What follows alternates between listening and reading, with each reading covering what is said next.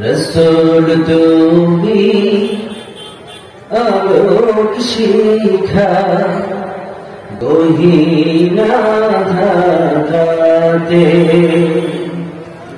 রसूल তুমি আলোক শিখা গহীনা ধারাতে পথ দেখালে তুমি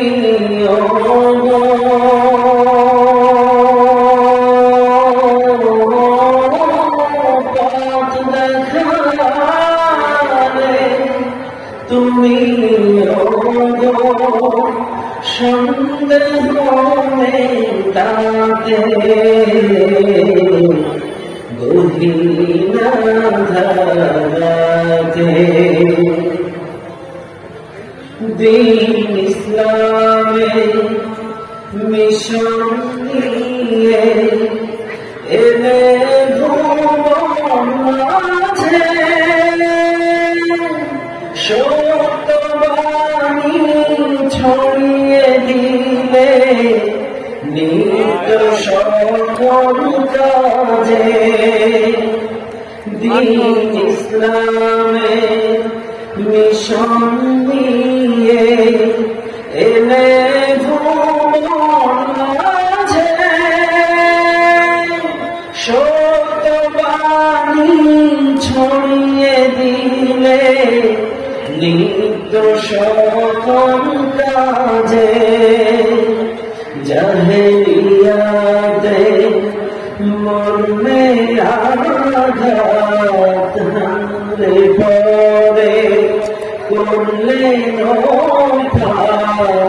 মুক্তি নদীন সূর্যটাকে আনলে ধরাতে গহীনা ধারাতে রসূল তুমি আলোক শিখা গহীনা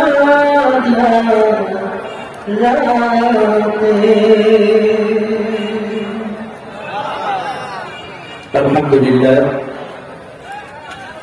সুম্মা আলহামদুলিল্লাহ তাওয়াক্কালতু আলা আল্লাহ আল্লাহুম্মা সাল্লি আলা মুহাম্মাদিন ওয়া আলা আলি মুহাম্মাদ কামা সাল্লাইতা আলা ইব্রাহিম ওয়া আলা আলি ইব্রাহিম ইন্নাকা হামিদুম মাজিদ আল্লাহুম্মা বারিক আলা মুহাম্মাদিন ওয়া আলা আলি মুহাম্মাদ كما باركت على إبراهيم وعلى آل إبراهيم إنك حميد مجيد 44তম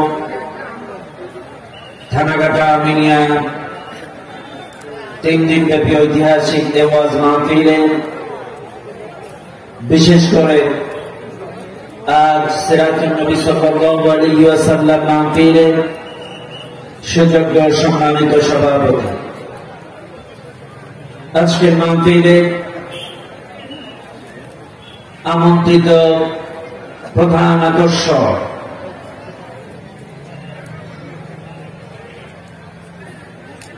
গোটা বিশ্বে মুসলমানদের হৃদয়ের স্পন্দন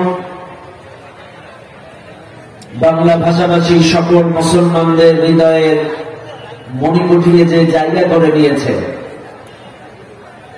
আন্তর্জাতিক খ্যাতিসম্পন্ন মুফাসসির কোরআন বিশিষ্ট ইসলামী চিন্তাবিদ হাফেজ কারি মাওলানা আব্দুর রহিম আল মাদানী সাহেব সবাই বলি বারাকাল্লাহু ফি হায়াতি বলেন আল্লাহুম্মা আমিন আজকের মাহফিলের আমন্ত্রিত অন্যান্য উলামায়ে কিরাম সন্ধ্যা থেকে পর্যন্ত যতগুলো আলোচক আলোচনা করেছেন আল্লাহ সকলকে কবুল করুন বলেন আমিন আজকের মাহফিলের মঞ্চে উপস্থিত এলাকার মুরব্বিয়ান ইকরাম বিশেষ করে আমার ডান পাশে বসে আছেন আমার সম্মানিত শিক্ষক শিয়ালডাঙ্গা দাখিল মাদ্রাসার সম্মানিত সহসুপার বিশিষ্ট ইসলামী চিন্তাবিদ জনাব হযরত মাওলানা ঈসা কালী জিহাদি সাহেব সহ মঞ্চে উপস্থিত আছেন সাতক্ষীরা সদর থানা মসজিদের সম্মানিত ইমাম ও খতিব প্রিয় ভাই হাফেজ মাওলানা মাহমুদুল হাসান সাহেব সহ এই মাহফিলে, সত্য কথা বলতে একটি ব্যতিক্রম মাহফিল, যে মাহফিলে 50-50 শ্রোতা আর 50% আলেম ওলামা থাকে, বলেন আলহামদুলিল্লাহ। এমনও কিছু বক্তা আছে এই মাহফিলে যাদের দিন সারা রাত চালানো সম্ভব। কাজী তাদের সকলকে, তাদের সহ আপনাদের সকলকে সুন্নাত তরিকা অনুযায়ী সালাম জানাই। আসসালামু আলাইকুম ওয়া রাহমাতুল্লাহি ওয়া বারাকাতুহু। সর্বপ্রথম শুকরিয়া আদায় করি সেই আল্লাহ সুবহানাহু ওয়া তাআলা দরবারে, যেই আল্লাহ তাআলা আপনাকে আমাকে অত্যন্ত দয়া করে মায়া করে আজকের সিরাত মাহফিলে আসার এবং বসার সুন্দর ব্যবস্থা করে দিয়েছেন, যিনি সে মহান মাহবুবের দরবারে প্রাণ খুলে সমস্বরে শুকরিয়া আদায় করছি। চিৎকার মেরে বলুন আলহামদুলিল্লাহ। আরেকটু জোরে বলেন আলহামদুলিল্লাহ। দুরূদ ও সালাম পাঠ করি সে মহান মানবতার মুক্তির দূতের জন্য, যিনি আমার আপনার সকলের কিয়ামতের কঠিন মুসিবতের সময়ের একান্ত ব্যারিস্টার, আকায়ে নামদার তাজদারে মদিনা, বিশ্ব মানবতার শিক্ষক নবী মুহাম্মদুর রাসূলুল্লাহ সাল্লাল্লাহু আলাইহি ওয়াসাল্লাম। মাগফিরাত কামনা করি সেই সকল ভাইদের জন্য যারা দ্বীনের জন্য, ইসলামের জন্য প্রাণ দিয়ে শহীদ হয়েছেন। আল্লাহ তাআলা তাদের সকলকে জান্নাতুল ফিরদাউসের সর্বোচ্চ মর্যাদা দান করুন। চিৎকার মেরে বলুন আল্লাহুম্মা আমিন। আরেকটু জোরে বলেন আল্লাহুম্মা আমিন। সম্মানিত উপস্থিতি, আজ 3 দিন ব্যাপী বর্ণাঢ্য আয়োজনের দ্বিতীয় রজনী, অর্থাৎ মাহফিলের সমাপনী রজনী এবং আগামীকাল ইসলামী সাংস্কৃতিক অনুষ্ঠান। তো আজ এই মাহফিলের সমাপনী রজনী আমি আপনাদের সামনে, যেহেতু সিরাত মাহফিল, এজন্য আমি কুরআনুল কারীম থেকে এমন একটি আয়াত আপনাদের সামনে তেলাওয়াত করেছি। আমার জন্য দোয়া করুন, আল্লাহ তাআলা আমার জবান দিয়ে কিছু কথা বলার তৌফিক যেন দান করেন, বলেন আল্লাহুম্মা আমিন। সম্মানিত ভাইরা, কারণ আমি আপনাদেরকে বলি, আপনারা জানেন আজকে সমাপনীরা বিশেষ করে মাহফিলের জন্য, এজন্য আজকে একটু মানুষের চাপ হবে। তো দয়া করে আপনারা আগে ভাগে যদি সামনের ফাঁকা জায়গাগুলো পূরণ করে বসেন, তাহলে পরবর্তীতে আপনাদের আর কষ্ট করা হবে না। আগে ভাগে যদি একটু চেপে চেপে যার যার জায়গাগুলো ফাঁকা জায়গাগুলো পূরণ করে বসেন, তাহলে আপনাদের আর কষ্ট করা লাগবে না। এই জন্য দয়া করে রাস্তার ধারে যারা দাঁড়িয়ে আছেন, এলোপাতাড়ি ভাবে যারা ফাঁকা জায়গায় রেখে বসছেন, দয়া করে অনুগ্রহ করব আপনারা যার যার সামনে ফাঁকা জায়গাগুলো পূরণ করে বসেন। আল্লাহ কবুল করুন, বলেন আমিন। সম্মানিত উপস্থিতি, আমি আপনাদের সামনে কুরআনুল কারীম থেকে একটি আয়াত তেলাওয়াত করেছি, সূরাতুল আহজাব থেকে। ভূমিকায় বেশি কথা নয়, ডাইরেক্ট আলোচনায় চলে যায়। আজ আমরা সিরাতুন নবী সাল্লাল্লাহু আলাইহি ওয়াসাল্লাম মাহফিল, আজকের অধিবেশনটা রাসূলুল্লাহ সাল্লাল্লাহু আলাইহি ওয়াসাল্লাম ঈসা আলাইহিস সালামের পরে লম্বা একটা গ্যাপ দিয়ে পৃথিবীতে এসেছিলেন। মৃত্যুর পরে ঈসা আলাইহিস সালামের পরবর্তীতে লম্বা একটা সময় নিয়ে, লম্বা একটা গ্যাপ নিয়ে বিশ্বনবী এই পৃথিবীতে এসেছেন। এই যুগটাকে বলা হতো জাহিলি যুগ, অন্ধকার যুগ। অন্ধকার যুগ মানে এই নয় যে সে সময় সূর্য উঠত না, সে সময় সূর্য উঠত। সে সময়কার আমলে হয়তো আজকের মতো এরকম টিউব লাইট, এলইডি লাইট ছিল না, কিন্তু সেই সময়কার সিস্টেম অনুযায়ী সে সময় আলো জ্বলেছে, বাতি জ্বলেছে। তারপরও কেন জাহিলি যুগ বলা হতো, অন্ধকার যুগ কেন বলা হতো? সেই যুগটাকে বর্বরতার যুগ বলা হতো, কারণ পিতা তার সন্তানকে জীবিত পুঁতে ফেলত কন্যা শিশুদেরকে। নারীদের কোনো ইজ্জত সম্মান ছিল না। বাবার সামনে আপন মেয়েকে হায়নারা কুত্তার মতো ছিঁড়ে ছিঁড়ে খেত। ওই সময় গোত্রে গোত্রে মারামারি, গোত্রে গোত্রে রক্তপুরী সংঘর্ষ বাঁধত, মানুষের হক নষ্ট করত, জুলুম নির্যাতনের স্টিম রুলার চালাতো দুর্বলদের উপরে, দাস দাসীদের উপরে। ওই সময়ের যুগে তবে হ্যাঁ, বর্তমান সময়ে আমরা যদি দেখি ওই যুগে মেয়েদেরকে হায়নারা ছিঁড়ে ছিঁড়ে খেত, ধর্ষণ করত, যেখানে সেখানে ছিঁড়ে খেত। কিন্তু বর্তমানেও বাংলাদেশ কিন্তু খুব একটা ভালো পজিশনে আছে, এইটাও পাওয়া যায়। বর্বরতার যুগ ছিল, কিন্তু আপন বাবা তার মেয়েকে ধর্ষণ করেছে বা প্রেগনেন্ট করে দিয়েছে এরকম নজির আমরা কিন্তু পাই না। কিন্তু বর্তমান বাংলাদেশে এরকম প্রমাণ আছে। তার মানে বর্তমান যুগটা যে কত নিচে নেমে গিয়েছে এটাও অন্ধকার যুগ বলতে হবে, যতই এলইডি চালান আর রড লাইট চালান। কারণ আপন বাবা যৌন চাহিদা মেটানোর জন্য তার মেয়ের সঙ্গে জোরপূর্বক ধর্ষণ করে বা মেয়েকে প্রেগনেন্ট করে দিয়েছে, এ মামলা দায়ের হয় এই বাংলাদেশের কোর্টে। লজ্জাজনক ব্যাপার। কারণ কি? কারণ একটি কারণ, আমরা কোরআন পেয়েছি, সুন্নাহ পেয়েছি, রাসূলুল্লাহর জীবন আদর্শ প্রত্যেকটা দিন শুনতেছি, কিন্তু তার বাস্তব শিক্ষা ব্যক্তি জীবন, সমাজ জীবন, রাষ্ট্র জীবনও না থাকার কারণে এ জাহিলি যুগ। কথা বলেন ঠিক না বেঠিক? সম্মানিত উপস্থিতি, আমি যে সূরাটি আয়াত তেলাওয়াত করেছি, সূরাটির নাম সূরাতুল আহজাব, নাযিল হয়েছে মদিনায়। সূরাটি সিরিয়াল মেইনটেনের দিক থেকে 33 নম্বর সূরা, নাযিল হওয়ার দিক থেকে এই সূরাটি 90 নম্বর সূরা। আবারও বলছি, সিরিয়াল মেইনটেনের দিক থেকে কোরআন কারীমের 114টি সূরার মধ্যে এটি 33 নম্বরে সিরিয়ালবদ্ধ করা হয়েছে, কিন্তু নাযিলের দিক থেকে এই সূরাটি নাযিল হয়েছে 90 নম্বরে। এই সূরাটি 73টা আয়াত, রুকু সংখ্যা 9। এই সূরাটা 21 নম্বর আয়াত আমি আপনাদের সামনে তেলাওয়াত করেছি। এই সূরাটির নাম আহজাব। আহজাব কেন? আহজাব নামকরণ কেন হলো? এটি খন্দকের আগে, খন্দক যুদ্ধের আগে, উহুদ যুদ্ধের পরে, উহুদ যুদ্ধের প্রতিশোধ গ্রহণ করার জন্য,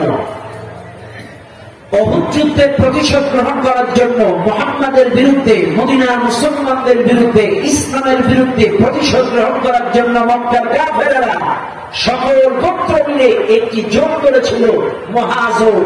এই মহাজোট আহজাব সকলকে ঐক্যবদ্ধ করেছিল ইসলামের বিরুদ্ধে, মুহাম্মাদের বিরুদ্ধে, রাসূলের বিরুদ্ধে অ্যাকশন গ্রহণ করবে, প্রতিশোধ গ্রহণ করবে। এজন্য সকল দল মিলে একটি গঠন করেছিল মহাজোট।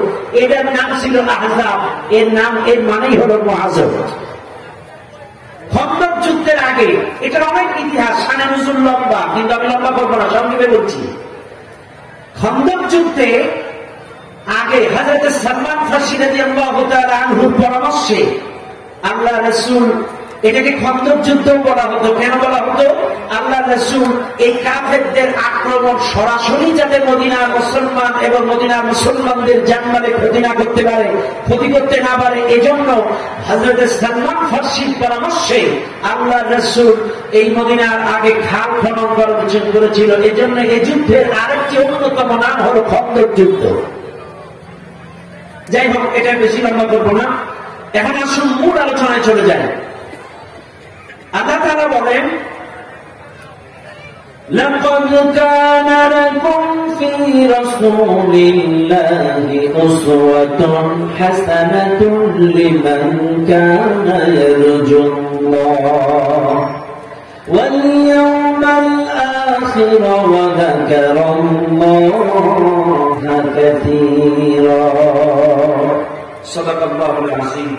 আল্লাহ বলছেন লাকাদ কানা লাকুম, তোমাদের জন্য ফি রয়েছে মধ্যে রাসূলুল্লাহ, রাসূলুল্লাহর মধ্যে ফি রাসূলুল্লাহ, রাসূলুল্লাহর মধ্যে রয়েছে উসওয়াতুন হাসানাহ, উত্তম আদর্শ। ভালো করে বুঝবেন কথাটা কার? আল্লাহ পাক বলছেন তোমাদের জন্য রাসূলের মধ্যে রয়েছে উত্তম আদর্শ। এই তোমাদের জন্য, এই তোমরা কারা? বলেন তো তোমরা কারা? আমরা দাঁড়িয়েওয়ালারা, কথা বলেন, টুপিওয়ালারা, আপনারা কথা বলবেন না? কারা? সবাই না। এর আয়াতের দুটি মৌলিক মূল নীতি আছে। আমাদের দেশের ম্যাক্সিমাম, আমি কাউকে কটাক্ষ ক্রিটিসাইজ করে কথা বলি না, কেউ ভুল বুঝবেন না। কালকে অনেকে আমাকে ভুল বুঝেছেন। আমি কালকে একটি কথা বলেছিলাম এই মাহফিলে যে আমরা যারা দায়ী আল্লাহ, আমাদের উচিত সকলের প্রতি শ্রদ্ধা রেখে আলোচনা করা। কারণ এক একজন এক এক মতাদর্শের হতে পারে, কিন্তু কাউকে ছোট করে ক্রিটিসাইজ করার কথা বলা উচিত নয়। সম্মানের সহিত সকলের প্রতি শ্রদ্ধা রেখে আপনি আপনার মতাদর্শ দলিল-আদিল্লাহ পেশ করবেন, এটা দায়ী আল্লাহদের হওয়া উচিত, আদবের সহিত, কাউকে ছোট করে নয়। এটি কথা বলেছিলাম, অনেকে ভুল বুঝেছে। এটা আমি নির্দিষ্ট করে কাউকে নয়, সকল দায়ী আল্লাহর উদ্দেশ্য করে বলেছিলাম। কাজে মনে রাখবেন সম্মানিত উপস্থিতি, আজকে আমাদের দেশের ম্যাক্সিমাম আলেম উলামা এই সিরাতুন নবী মাসে, তার মানে রবিউল আউয়াল মাসে সিরাত আলোচনা করে। লাকাদ কানা লাকুম ফি রাসূলিল্লাহি উসওয়াতুন হাসানাহ, তোমাদের জন্য রয়েছে রাসূলের মধ্যে উত্তম আদর্শ। এই পর্যন্ত আয়াতের অর্থ করে ওয়াজ চালিয়ে যায়, কিন্তু এই আয়াতের মৌলিক দুটো মূল নীতি আছে, এইগুলা নিয়ে কেউ কথা বলে না। আল্লাহ বলছেন ফি রাসূলিল্লাহি উসওয়াতুন হাসানাহ, রাসূলের মধ্যে তোমাদের জন্য রয়েছে উত্তম আদর্শ। এখন এই তোমরা কারা? দাড়িওয়ালা, মুসলমান, ইহুদি, খ্রিস্টান, কাফের, কারা? হাজী সাহেব, মাওলানা, হাফেজ, কারা? হ্যাঁ, মৌলিক দুটো মূল নীতি লক্ষ্য করেন। তাদের জন্য রাসূলের মধ্যে রয়েছে উত্তম আদর্শ, যাদের মৌলিক দুটো মূল নীতি ঠিক থাকবে। মৌলিক দুটি মূল নীতি যা ঠিক থাকবে, তাদের জন্যই রয়েছে রাসূলের মধ্যে উত্তম আদর্শ। সে মৌলিক মূল নীতি দুটি হলো লিমান কানা ইয়ারজুল্লাহ ওয়াল ইয়াউমাল আখির, আল্লাহ এবং আখিরাতের প্রতি আশা থাকবে, ওয়া যাকারাল্লাহ কাসীরা, আল্লাহকে অধিক পরিমাণ স্মরণ করবে। এই দুটি মৌলিক মূল নীতি যা ঠিক থাকবে, তাদের জন্যই রাসূলের মধ্যে রয়েছে উত্তম আদর্শ। আমাদের দেশে মৌলিক মূলনীতি ঠিক নাই, অথচ দেখবেন, আপনাদের আর একটু ক্লিয়ার করে দেই তাকে বুঝবেন বিষয়টা। আব্দুল্লাহ ইবনে উবাইকে আপনারা চিনেন না? চিনেন? দেখছেন আপনারা? শুনছেন? আব্দুল্লাহ ইবনে উবাই মৌলিক মূলনীতি ঠিক না থাকার কারণে, আমি যেটা বুঝাচ্ছি আয়াতের তাফসীর, আব্দুল্লাহ ইবনে উবাই রাসূলের ঠিক পেছনে পেছনে খেলাইতো, ঠিক পেছনে খেলাইতো, একদম রাসূলুল্লাহ সোজাসুজি দাঁড়াইতো। রাসূল যেখানে নামাজ পড়তেন ওর পেছনে দাঁড়াইতেন, রাসূলুল্লাহর সামনে ওয়াজ শুনতেন, রাসূলুল্লাহর সাথে বিভিন্ন সময় সফরে গিয়েছেন। এমনই একদিন রাসূলুল্লাহ সাল্লাল্লাহু আলাইহি ওয়াসাল্লাম মদিনার মসজিদে নামাজের নিয়ত করবেন, নামাজের কাতার সোজা হয়ে গিয়েছে। সাব্বু সুফুফাকুম ফাইন্না, এইভাবে যখন রাসূল হাদিস বললেন, সবাই দাঁড়িয়ে গেল, কাতার সোজা করে নিল, ঠিক করে নিল, সবাই দাঁড়িয়ে গেল। সব যখন দাঁড়িয়ে গেল, নামাজ কেবল শুরু হবে, এমন সময় আব্দুল্লাহ ইবনে উবাই রাসূলুল্লাহ পেছন দিক থেকে দুই কাঁধে হাত দিলেন, পেছন দিক থেকে দুই কাঁধে হাত দিয়ে, আদবের সহিত দুই কাঁধে হাত দিয়ে পেছন দিক থেকে একটু, হুজুর যদি দয়া করে একটু পেছন দিকে তাকাতেন, আদবের সহিত, বিয়াদবি না। যেহেতু নবীজি নামাজে খারাপের রেডি, এমন সময় দুই কাঁধে হাত দিছে পেছন দিক থেকে, হুজুর দয়া করে যদি একটু পেছন দিকে তাকান। হুজুর তাকালেন, সকল মুসল্লিরা আশ্চর্য হয়ে গেল। সাহাবারা অবাক, এখন নামাজ শুরু হবে। আব্দুল্লাহ ইবনে উবাই করে কি? আব্দুল্লাহ ইবনে উবাই ডাক দিয়ে বলতেছেন, শোনো মদিনার মসজিদের মুসল্লিরা, এই যে লোকটাকে তোমরা দেখতেছো নামাজে দাঁড়াচ্ছে, এই লোকটার নাম মুহাম্মদ। ইনি নূর নবী, ইনি আখরি নবী, ইনি শেষ নবী। ইনি মক্কা থেকে মদিনায় হিজরত করে আসার কারণে আল্লাহ আল্লাহ মদিনাবাসীকে সম্মানিত করেছেন। এই ঘোষণা কে দিচ্ছেন? আরে শোনেন না, আব্দুল্লাহ ইবনে উবাই দিচ্ছে। কে দিচ্ছে? আব্দুল্লাহ ইবনে উবাই ঘোষণা দিচ্ছে যে মদিনার মসজিদের মুসল্লিরা ফরজ নামাজ শুরু হওয়ার আগে এই লোকটাকে যিনি দেখতেছো, ইনি মুহাম্মদ শেষ নবী, ইনি মক্কা থেকে হিজরত করে আসার কারণে আল্লাহ তোমাদের মদিনাবাসীর সম্মান ইজ্জত বাড়িয়ে দিয়েছে। কাজে এই লোকটার কথা শুনবে, তাকে মানবে, তাকে অনুসরণ করবে, তোমরাও সফলকাম হয়ে যাবে। এই বক্তব্য দিল আব্দুল্লাহ ইবনে উবাই। এই বক্তব্যটা কি ভালো না খারাপ? কথা বল না কেন? ভালো না খারাপ? নিঃসন্দেহে ভালো। এত সুন্দর নসিহত, এত সুন্দর বক্তব্য সেই লোকটা রাসূল সম্পর্কে দিতে পারে, এই তো জান্নাতের হাজ মাসালে আগে যাওয়ার কথা। কথা বল না কেন? কিন্তু আল্লাহ বলে দিলেন না, লোকটা জাহান্নামী। রাসূলের সাথে থাকলেন, রাসূলের সাথে নামাজ পড়লেন, রাসূলের সঙ্গে একসাথে খানাপিনা করলেন, রাসূলের সাথে সফরে গেলেন, অথচ রাসূলুল্লাহর জীবন, আদর্শ, চরিত্র কিছুই তার বাস্তব জীবনে সে গ্রহণ করতে পারে নাই। কেন পারে নাই? সে রাসূলের সাথে তাল মিলিয়ে লেভেল প্লেন করে চলতো, বাস্তবে তার মৌলিক মূলনীতি ঠিক ছিল না। লিমান কানা ইয়ারজুল্লাহ ওয়াল ইয়াউমাল আখির, আল্লাহ এবং আখিরাতের আশা তার কলিজায় ছিল না। এজন্য সে ইসলামের বিরুদ্ধে ষড়যন্ত্র করত, ইসলামের সমস্ত কলাকৌশল, যুদ্ধের কলাকৌশল কাফেরদের কানে ফাঁস করে দিত, রাসূলের সাথে তারে তাল মিলাতো, লেভেল প্লেন করে চলতো। ওর মৌলিক মূলনীতি ঠিক না থাকার কারণে রাসূলের সাথে থাকছে, খাইছে, সফরে গেছে, কিন্তু রাসূলের জীবন চরিত্র বাস্তবায়ন তার জীবনে করতে পারে নাই, কারণ মৌলিক মূলনীতি ঠিক ছিল না। আজকে আমার বাংলাদেশে এমনও কিছু লোক আছে, 5 ওয়াক্ত নামাজ পড়ে, লম্বা দাঁড়িয়ে আছে, টুপি আছে, এই বলে আমি দাড়ি টুপিকে ছোট করছি না, তারা নামাজ পড়ে, দাঁড়িয়ে আছে, টুপি আছে, সব ঠিক আছে, হুজুরদের পিছনে নামাজ পড়ে, হুজুরদের সামনে বয়ান শোনে, হুজুরদের খাস মুরিদ, হুজুরের মতো জুব্বা পড়ে, কিন্তু মৌলিক মূলনীতি ঠিক না থাকার কারণে সুদখোর, জেনাবে বিচার, পাপাচার থেকে সে বিরত থাকতে পারছে না। কারণ হ্যাঁ, মৌলিক নীতি ঠিক নাই, ঠিক নাই। ও হুজুরের পিছনে নামাজ পড়ে, এটা ওই একরকম পেশার মতো হয়ে গিয়েছে নামাজ। বাস্তবে হুজুরের চরিত্র যেমন, হুজুরের মুসল্লিগুলা যদি ওই রকম ইমামের মতো চরিত্রবান হতে, সমাজ তো চেঞ্জ হয়ে যাইত। যত মুসল্লি 5 ওয়াক্ত জামাতে নামাজ আদায় করে, হুজুরের সামনে বয়ান শোনে না, হুজুরের সাথে থাকে না, একসাথে খায় না, কিন্তু হুজুরের মতো চরিত্র, আদর্শ কেন হয় না? কারণ মৌলিক মূলনীতি ঠিক নাই। লিমান কানা ইয়ারজুল্লাহ ওয়াল ইয়াউমাল আখির, আল্লাহ এবং আখিরাতের প্রতি ওর কোনো আশা নেই, কারণ ও আখিরাতের বিশ্বাস করে না, ও কিয়ামত বিশ্বাস করে না। কিয়ামত যদি বিশ্বাস করত, ও সুদখোর, জেনাবে বিচার, পাপাচার, জবরখুরি, মুনাফিকিতে লিপ্ত হতে পারত না। আল্লাহ রাব্বুল আলামিন বলেন,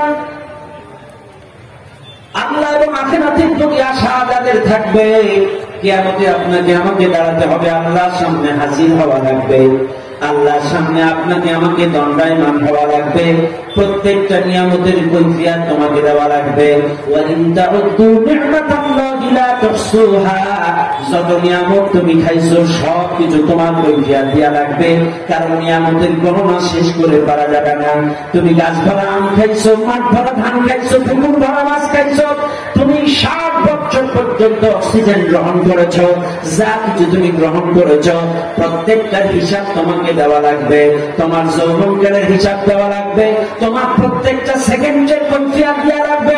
ইন্নাস সাআতান আতিয়াতুন লা রাইবা ফিহা, এই দুনিয়ার মানুষ কিয়ামত যে হবে কোনো সন্দেহ নাই, কোনো সন্দেহ নাই, কিয়ামত যে হবে কোনো সন্দেহ নাই, কিন্তু ওয়ালাকিন্না আকতারান নাসি লা ইউমিনুন, ম্যাক্সিমাম মানুষ সেটা বিশ্বাস করে না। কারণ প্রত্যেকটা মানুষকে দেওয়া লাগবে। এই জন্য আল্লাহ এবং আখিরাতে যারা বিশ্বাস করে, আল্লাহ এবং আখিরাতের আশা যাদের কলিজার মধ্যে পোষণ করে, আল্লাহর সামনে দাঁড়ানো লাগবে, আখিরাতে দাঁড়ানো লাগবে, এবং ওয়াযাকারাল্লাহা কাসীরা, আল্লাহকে অধিক পরিমাণ স্মরণ করবে যারা। এখন অধিক পরিমাণ স্মরণ করার মানে শুধুমাত্র তাসবিহ টিপা, শুধুমাত্র সকাল সন্ধ্যা জিকির করা বিশ্বাস করেন না। তাফসীরের মধ্যে পাওয়া যায় ওয়াযাকারাল্লাহা কাসীরা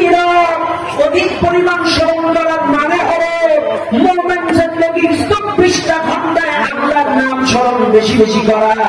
আপনি বাড়ি থেকে কামে কাজে বের হচ্ছেন, বিসমিল্লাহি তাওয়াক্কালতু আলাল্লাহ, আপনি যানবাহনে উঠছেন, সুবহানাল্লাযী সাখখারা লানা হাযা ওয়া মা কুন্না লাহু মুকরিনিন ওয়া ইন্না ইলা রাব্বিনা লামুনকালিবুন। আপনি নৌকায় উঠতেছেন, বিসমিল্লাহি মাজরিহা ওয়া মুরসাহা ইন্না রাব্বি লাগফুরুর রহিম। আপনি ভাত খাচ্ছেন, বিসমিল্লাহি ওয়া আলা বারাকাতিল্লাহ। আপনি ঘুমাইতে যাচ্ছেন, আল্লাহুম্মা বিসমিকা আমুতু ওয়া আহয়া। আপনি ইস্তিনজায় যাচ্ছেন, আল্লাহুম্মা ইন্নী আউযু বিকা মিনাল খুবসি ওয়াল খাবাইস। আপনি মসজিদে ঢুকতেছেন, আল্লাহুম্মা ইফতাহ লি আবওয়াব রাহমাতিক। আপনি মসজিদ থেকে বাইরে হচ্ছেন, আল্লাহুম্মা ইন্নী আসআলুকা মিন ফাদলিক। এক কথায় মুমিন জিন্দেগির 24টা ঘন্টায় আল্লাহর নাম স্মরণ করা, বেশি বেশি করে স্মরণ করা, এটাই হলো ওয়াযাকারাল্লাহ কাসীরা। মনে রাখবেন মুসলমান, আপনি যদি বেশি পরিমাণ আল্লাহকে স্মরণ করতে পারেন, মৃত্যুর সময় কালেমা শাহাদাত আপনার নসিব হয়ে যাবে। যে যেই কামটা বেশি বেশি করে, মৃত্যুর সময় তার সেই কামটা স্মরণ হয়ে যাবে। আপনি বেশি বেশি গান বাজনা শুনবেন, মৃত্যুর সময় আপনার জবান দিয়ে গানটা রয়ে যাবে। বেশি বেশি বিড়ি সিগারেট খাবেন, মৃত্যুর সময় আপনি সিগারেট চাইবেন। আপনি গুড় খান, মৃত্যুর সময় দেখা যাচ্ছে আপনি গুড় চাইতেছেন, যে প্রাণী থেকে আমি একটু গুড় দেই, কারণ আপনি সারা জীবন আচ্ছা করে খানিকটা এই জায়গায় বুঝে মারছেন, গুড় আছে না নাই, গুড় বুঝবেন না, এখন সারাটা জীবন খেয়েছে গুড়। মৃত্যুর সময় লোকটা মৃত্যুর পূর্ণ মুহূর্তে ছটফট করতেছে, বউ আর একটু গুল দে, আর একটু গুল দে। এখন মৃত্যুর সময় আত্মীয় স্বজন কেউ কি গুল দিতে পারে? এখন বউ ছাড়া কি করে কিছু পেপসুলের পাউডার হাতে ঢেকে দিচ্ছে। এখন ও লোক তো শরীরের পাচ্ছে না, ঝাপসা হয়ে গেছে। মৃত্যুর পূর্ব মুহূর্তে লোকটা গালে ঘুরতেছে, আন্দাজে সে আগের স্টাইলে খাটিয়ে পাশে পাশে মারতেছে। বউ বলতেছে, বউ গুল মিষ্টি হলো কি করে? বউ বলতেছে, কোম্পানি নতুন কাজ করছে।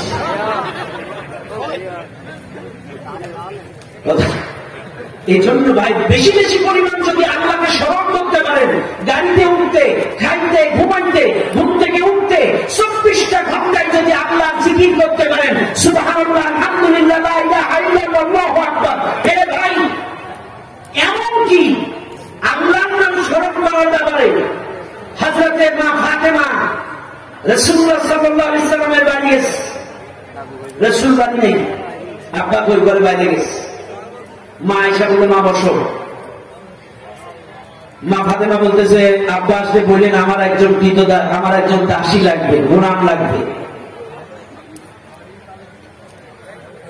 রাসূল এটা কানে আসলেন, বাড়ি আসলেন, শুনলেন, ফাতেমা চলে গেলেন, গুরুত্ব দিলেন না। আবার আসছে, ফাতেমা লোক দিয়ে সংবাদ পাঠাইছে, ফাতেমার বাড়ি কৃতদাস লাগবে, গোলাম লাগবে। রাসূলুল্লাহ সাল্লাল্লাহু আলাইহি ওয়াসাল্লাম রাতের বেলায় চলে গেলেন আলী আর ফাতেমার বাড়ি। ততক্ষণ রাত একটু বেশি হওয়ায় ফাতেমা আর আলী শুয়ে পড়ছে। হযরতে ফাতেমা রাদিয়াল্লাহু আনহা এবং হযরতে আলী রাদিয়াল্লাহু তাআলা তারা দুইজন শুয়ে পড়ছে বিছানার মধ্যে। রাসূল গলা কাকার দিলেন, সালাম দিলেন। হযরতে আলী উঠতে চাইলেন, কিন্তু রাসূল বললেন উঠতে হবে না, যেভাবে আছে ওইভাবেই বসো, ওইভাবে শুয়ে থাকো। রাসূল এত সুন্দর করে তাদের দুইজনের মাঝখানে শোয়া অবস্থায় রাসূল দুইজনের মাঝখানে গিয়ে বসে পড়লেন। আল্লাহু আকবার। দুইজনের মাঝখানে গিয়ে বসে পড়লেন। বলতেছে, ও আলী, ও ফাতেমা, তোমরা যে কৃতদাস চাইছো, গোলাম চাইছো, এর চাইতে কি আমি তোমাদের একটা ভালো আমল শিখাই দেবো না? বলছে, হ্যাঁ অবশ্যই। বলছে, তোমরা বেশি বেশি করে সুবহানাল্লাহ, আলহামদুলিল্লাহ, লা ইলাহা ইল্লাল্লাহ, আল্লাহু আকবার, এগুলো 33 বার বেশি বেশি করে আমল করো। কারণ আল্লাহু আকবার, বেশি বেশি জিকির করো, আল্লাহর নামে স্মরণ করো। এই জন্য ভাই, আমার কথা হলো একটাই, এই যে লাকাদ কানা লাকুম ফি রাসূলিল্লাহি উসওয়াতুন হাসানাহ, রাসূলের মধ্যেই রয়েছে উত্তম আদর্শ। এটা শুধুমাত্র তাদের জন্য যাদের মৌলিক মূলনীতি ঠিক থাকবে। এক নাম্বার, আল্লাহ এবং আখিরাতে স্মরণ করবে, আখিরাতে বিশ্বাস রাখবে, ইয়ারজু আশা রাখবে, আল্লাহর সামনে দাঁড়াতে হবে, হিসাব দিতে হবে, কৈফিয়ত দিতে হবে, আল্লাহর দিদার হবে, এই আশা রাখবে। এবং ওয়াযাকারাল্লাহ কাসীরা, অধিক পরিমাণ আল্লাহকে স্মরণ করবে। এই দুই মৌলিক মূলনীতি যাদের ঠিক থাকবে, তারাই কেবল রাসূলুল্লাহ জীবন চরিত্র, তার আদর্শ তাদের জীবনে বাস্তবায়ন করতে পারবে। মানুষ। রাসূলুল্লাহ সাল্লাল্লাহু আলাইহি ওয়াসাল্লামের ইন্তেকাল হয়ে গেল। হযরতে আব্দুল্লাহ ইবনে মাসউদ রাদিয়াল্লাহু তাআলা তিনি আম্মাজান হযরতে আয়েশা সিদ্দিকার বাড়ির দিকে যাচ্ছেন, ঘরের দিকে যাচ্ছেন। শুনলেন দুনিয়ার মানুষ, হুজুরের ইন্তেকালের কয়েকদিন পরে আব্দুল্লাহ ইবনে মাসউদ নামাজ পড়ার পরে মা আয়েশা ঘরের দিকে যাচ্ছেন। এমন সময় হযরতে ওমর রাদিয়াল্লাহু তাআলা মসজিদে উপস্থিত। হযরতে ওমর রাদিয়াল্লাহু তাআলা আব্দুল্লাহ ইবনে মাসউদকে দেখে মুচকি মুচকি হাসলেন। উপস্থিত লোকজন বললেন, আপনি ইবনে মাসউদকে দেখে হাসেন কেন? তখন হযরত ওমর রাদিয়াল্লাহু তাআলা বলেন, ইবনে মাসউদ এমন একজন মানুষ জীবন জিজ্ঞাসায় মানব জীবনে এমন কোন প্রশ্ন নাই যেই প্রশ্নের জবাব ইবনে মাসউদ আল্লাহর কোরআন থেকে দিতে পারে না। আল্লাহু আকবার। এমন কোন প্রশ্ন নাই সেই প্রশ্নের জবাব ইবনে মাসউদ দিতে পারে না। এমন একজন জ্ঞানী, এমন একজন পণ্ডিত। রাসূলের ইন্তেকালের পর আরেকজন ব্যক্তি আব্দুর রহমান বিন ইয়াজিদ, তিনি হুযায়ফা রাদিয়াল্লাহু তাআলা আনহুর কাছে একদিন যে প্রশ্ন করলেন, হুযায়ফা, রাসূল তো দুনিয়ায় নাই, রাসূলের চরণে, রাসূলের বরণে, রাসূলের চরিত্রে, রাসূলের সাদৃশ্যপূর্ণ এমন একজন মানুষের সন্ধান আমাদের দাও। সেই মানুষটার কাছে যায় আমরা কিছু নসিহত গ্রহণ করতে চাই, তার কাছ থেকে কিছু উপদেশ গ্রহণ করতে চাই, তার মধুর কিছু বাণী আমরা গ্রহণ করতে চাই। আব্দুর রহমান বিন ইয়াজিদ হুযায়ফা রাদিয়াল্লাহু তাআলা আনহুর কাছে যে প্রশ্ন করলেন, ভাই এমন একজন মানুষের সন্ধান আপনি দেন যেই লোকটার চরণে বরণে, চরিত্রে, আখলাকে, সব দিক থেকে আমার রাসূলের মতো সাদৃশ্যপূর্ণ হবে, এমন একজন রাসূলের সাথে সাদৃশ্যপূর্ণ হয় এমন একজন মানুষের সন্ধান দেন। সেই মানুষটার সাথে বসে আমরা কিছু নসিহত গ্রহণ করতে চাই। হযরতে হুযায়ফা রাদিয়াল্লাহু তাআলা বলেন, মা আ'রিফু আহাদান আকরাবা সামতান ওয়া দাল্লান ওয়া হাদিয়ান বিন-নবী সাল্লাল্লাহু আলাইহি ওয়াসাল্লাম। হযরতে হুযায়ফা বলেন, রাসূলের চরণে বরণে, চরিত্রে রাসূলের সাথে সাদৃশ্যপূর্ণ আল্লাহ নবীর সাহাবাদের মধ্যে ইবনে মাসউদ ছাড়া আমি কাউকে জানি না। আল্লাহু আকবার। ইবনে মাসউদ এমন একজন সাহাবী, চরণে ছিল রাসূলের মতো, বরণে ছিল রাসূলের মতো, চরিত্রে ছিল রাসূলের মতো। আল্লাহু আকবার। হযরত হুযায়ফা বলতেছেন, এই ইবনে মাসউদ ছাড়া এমন কাউকে আমি জানি না যে লোকটা রাসূলের সাথে সাদৃশ্যপূর্ণ। তো ইবনে মাসউদ রাসূলের ইন্তেকালের পরে মা আয়েশার বাড়িতে আসলেন, ডাক দিলেন, সালাম দিলেন, সালাম দিয়ে ডাক দিয়ে বলেন, আম্মা জান, আম্মুল মুমিনিন, ও মা আয়েশা, আমরা রাসূলের সঙ্গে অনেক দিন ছিলাম, আমরা রাসূল সম্পর্কে অনেক কিছু জানি, আবার অনেক কিছু জানি না। আপনারা রাসূলের সঙ্গে অনেক সময় কাটিয়েছেন, আপনারা এমন কিছু ইন্টারনাল ব্যাপার আছে, এমন কিছু আভ্যন্তরীণ ব্যাপার আছে আপনারা জানেন, এমন কিছু জীবন ঘনিষ্ঠ কথা আপনি সবচাইতে বেশি জানেন। আম্মা জান, রাসূল তো দুনিয়ায় নাই, আপনি হুজুরের সেই জীবন ঘনিষ্ঠ আভ্যন্তরীণ বিষয়গুলো, রাসূলের জীবন চরিত্র আমাকে কিছু বলেন, আমাকে কিছু বলেন। আমি সেইগুলাকে কিতাব আকারে লিপিবদ্ধ করে রাখতে চাই, লিপিবদ্ধ করে রাখতে চাই, যাতে করে পরবর্তী জেনারেশন সেই কিতাব থেকে রাসূলকে জানতে পারে, সেই কিতাব থেকে রাসূলকে পড়তে পারে, জানতে পারে। আপনি আমাকে রাসূল সম্পর্কে কিছু বলেন, রাসূলের জীবন চরিত্র সম্পর্কে আমাকে কিছু ধারণা দেন। হযরত আয়েশা সিদ্দিকা রাদিয়াল্লাহু আনহা তার কাছে প্রশ্ন করলেন রাসূলের জীবন চরিত্র সম্পর্কে। আর হযরত আয়েশা ডাক দিয়ে বলেন, ইবনে মাসউদ, কানা খুলুকুল কুরআন, রাসূলের চরিত্রটাই তো কুরআন, কান্নাহু কুরআনুন হাইয়ুন, রাসূল হলো জীবন্ত কুরআন। জোরে বলেন সুবহানাল্লাহ। কানা খুলুকুল কুরআন, রাসূলের চরিত্রটাই তো কুরআন, কান্নাহু কুরআনুন হাইয়ুন, রাসূল ছিলেন জীবন্ত কুরআন। কাজে তোমরা যদি রাসূলের জীবন চরিত্র খুঁজতে চাও, কোরআন পড়ো, কোরআন বুঝো, প্রত্যেকটা আয়াতে, প্রত্যেকটা পৃষ্ঠায় রাসূলের জীবন চরিত্র মিশে আছে। কথাটা কে বলতেছে? মা আয়েশা। মা আয়েশা বললেন, রাসূলকে যদি জানতে চাও, রাসূলকে যদি বুঝতে চাও, কোরআন পড়ো, কারণ কোরআনটাই হলো রাসূলের চরিত্র, রাসূল হচ্ছে জীবন্ত কোরআন, কারণ কোরআন পড়লেই তোমরা রাসূলকে পেয়ে যাবে। কিন্তু আজকের বাংলার মানুষ এই হাদিস কিন্তু শোনে, এই রবিউল আউয়াল মাসে সবাই বলে মা আয়েশা এই কথা বলেছেন, সে যার মতো করে উপস্থাপন করে। কিন্তু কপাল পোড়া মুসলমান, আমাদের ভুল বুঝেন না, কপাল পোড়া মুসলমান রাসূলকে জানতে কোরআন পড়ে না, রাসূলকে জানতে বিষাদ সিন্ধু পড়ে, তোফাজ্জল হুজুরের ওয়াজ শোনে, সুফিয়ান কাদির হুজুরের ওয়াজ শোনে। রাসূলকে জানতে রাস্তার ধারে যে সকল সজীব বই পাওয়া যায়, বিশ্ব নবীর জীবনী কে লেখছে এটা দেখে না, এখান থেকে কথা বলা কেন? রাসূলের জীবন চরিত্র যদি কোরআন থেকে খুঁজতেন, তাহলে যেটা তার বাস্তবে ছিল সেটাই পাইতেন। কোরআন সুন্নাহ থেকে খুঁজতে, আজকে কোরআন সুন্নাহ থেকে আমরা রাসূলের জীবন চরিত্র খুঁজি না। এই জন্য বাস্তবে সত্য কথা বলতে, রাসূল যেটা করে নাই সেটাও আমরা জানি, সেটাও শিখে গেছি।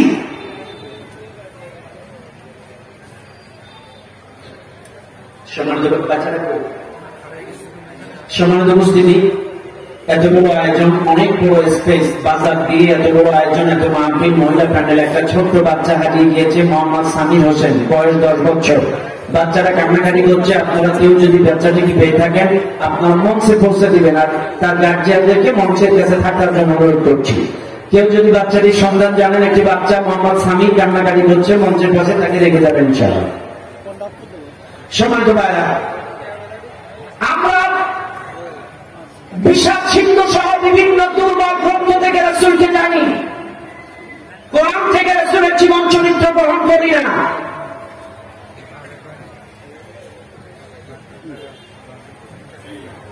আজকের আমরা এমন কিছু কাহিনী জানি যেগুলো কোরআনেও নাই, হাদিসেও নাই, যেগুলো কোন একটি শ্রাপ করতে পাওয়া যায় না। আপনারা শুনছেন কি? দেখবেন অনেক আগে অনেকে ওয়াজ করত, এখনো করে কিনা জানি না, হুজুর গুহায় 3 দিন সেজদায় পড়ে আছে, পাহাড়ের গুহায় 3 দিন সেজদায়। সাহাবারা খোঁজে খোঁজে খোঁজে খোঁজে হুজুরে পায় না। হুজুর কই যায় দেখে পাহাড়ের গুহায় 3 দিন সেজদায় পড়ে আছে, 3 রাত। আবু বকর যে বলে, হুজুর আমার জীবনের সমস্ত নেক আমল, হুজুর কাঁদতেছে, একটাই স্লোগান, আমার উম্মতের কি হবে, আমার উম্মতের নাজাত কি হবে। এখন আবু বকর রাদিয়াল্লাহু তাআলা আনহু যেই বলতেছে, হুজুর আপনি ওঠেন, আমার জীবনের সব নেক আমল আপনার উম্মতের জন্য দিয়ে দিন, আমাকে ওঠেন। হুজুর উঠলেন না। হযরত ওমর রাদিয়াল্লাহু তাআলা আনহু যেই বলতেন, হুজুর আমার জীবনের সব আমল দিলাম, আপনি ওঠেন। হুজুর উঠলো না। আলী রাদিয়াল্লাহু তাআলা আনহু বলছেন, হুজুর আমার সব আমল দিলাম, আপনি ওঠেন। হুজুর ওঠেন না। ফাতেমা যেই কয়, হুজুর আব্বা আপনি ওঠেন, আমার জীবনের সব নেক আমল দিলাম আপনার উম্মতের জন্য, আপনি ওঠেন। হুজুর উঠলো না। এরপরে বলতেছে, আব্বা আমার হাসান হুসাইনের কুরবানি দিলাম তোমার উম্মতের জন্য, তুমি না, আব্বা তুমি ওঠো। রাসূল তখন মাথা উঠালেন। এই কাহিনী শুনছেন না আপনারা? শুনছেন আপনারা? এ কিন্তু একেবারে ডাহা মিথ্যা কথা। আরে ভুল বুঝেন না, একেবারে ডাহা মিথ্যা কথা। কোন হাদিসে নাই, কোন শ্রাপ গ্রন্থে নাই। আপনারা শিক্ষিত মানুষ, বলেন তো, রাসূল যদি 3 দিন 3 রাত সেজদায় থাকবে, ওই 3 দিন 3 রাত 3 পাঁচা 15 ওয়াক্ত নামাজ পড়লো কেন? কথা বলেন না। এই 3 দিন 3 রাত 3 পাঁচা 15 ওয়াক্ত নামাজ পড়লো কে? ওই সময় কি নামাজ মাফ ছিল? কথা না, নামাজ মাফ ছিল? তাইলে আপনি যে গল্প করলেন হুজুর 3 দিন 3 রাত দোয়া করে আছে উম্মতের নাজাতের জন্য, তার মানে হুজুরের শান মান বাড়াইতেছে এমন পান দিল যেটা কোরআনের নাই, হাদিসেও। হুজুর যদি 3 দিন সেজদায় করে থাকবে, এই 15 ওয়াক্ত ফরজ নামাজ পড়লো কে? জবাব দেন। শুধু কি তাই? আবু বকর বলল, আমার আমলের বিনিময়ে আপনার উম্মতের, আমার সমস্ত নেক আমল আপনার উম্মতের জন্য দিয়ে দিলাম। ও ওমর বলল, আমার সমস্ত নেক আমল আপনার উম্মতের দিয়ে দিলাম। এ ভাই এতটাই সোজা, এর আমল আরেকজনের জন্য দিয়ে দিবেন? আল্লাহ আয়াত বলতেছে, ওয়াত্তাকু ইয়াওমান লা তাজজি নাফসুন আন নাফসিন শাইআন ওয়া লা ইউকবালু মিনহা শাফাআতুন ওয়া লা ইউখাযু মিনহা আদলুন ওয়া লা হুম ইউনসারুন। আল্লাহ বলতেছে, শোনো, কিয়ামতের কঠিন মুসিবতের ময়দানে কোন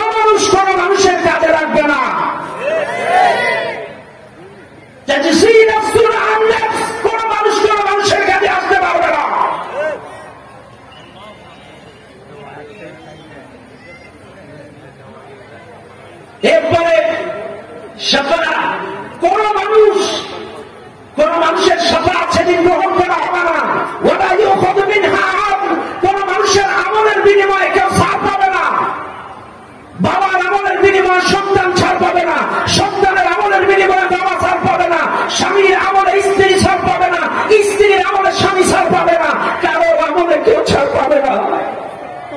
ওনার হুমিন স্বরূপ সেদিন কারো সাহায্যকারী থাকবে না। ভাই আপনারা একটু ফাঁকা জায়গা পূরণ করে বসেন। ভাই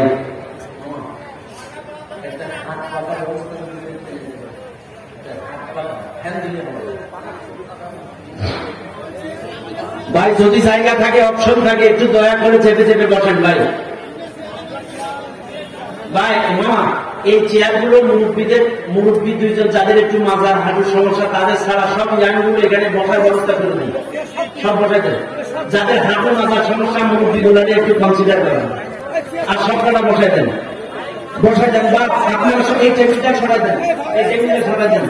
যে যেদিক থেকে পারেন একটু বসার ব্যবস্থা করে দেন। বা আজকে শেষ আয়োজন মাহফিলের দিক থেকে সিরাত আয়োজন, কালকে সাংস্কৃতিক অনুষ্ঠান, আপনারা যে জানতে পারেন দেখেন। কিন্তু আজকে মাহফিলের আয়োজন এই পর্যন্ত, সিরাত মাহফিল। রাসূলের সামনে কেউ বিয়াদবি করবেন না, দয়া করে সবাই বসে যান। মামা এই যে এই ডান সাইডেও বসার ব্যবস্থা করে দেন, মাদ্রাসার সামনে বসার ব্যবস্থা করে, রাস্তার সাইডেও বসার ব্যবস্থা করে দেন, সব বসার ব্যবস্থা। ভাই আপনারা সবাই চেপে চেপে আছেন, সবাই চেপে চেপে আছেন।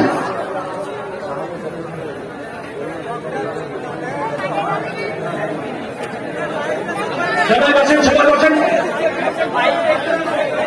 মাইক নিচে করলে তো আমি আবার কথা বলতে পারবো না, মাইক্রোফোন নিচে হয়ে যাবে। আপনারা তো আমার স্টেজেন দেওয়া লাগবে না। ওই সাইডে ফোকাস আসছে না, ডাইনে ঘুরাই দেন। এইটারে ব্যাপারটা খুলে ফেলে সমস্যা।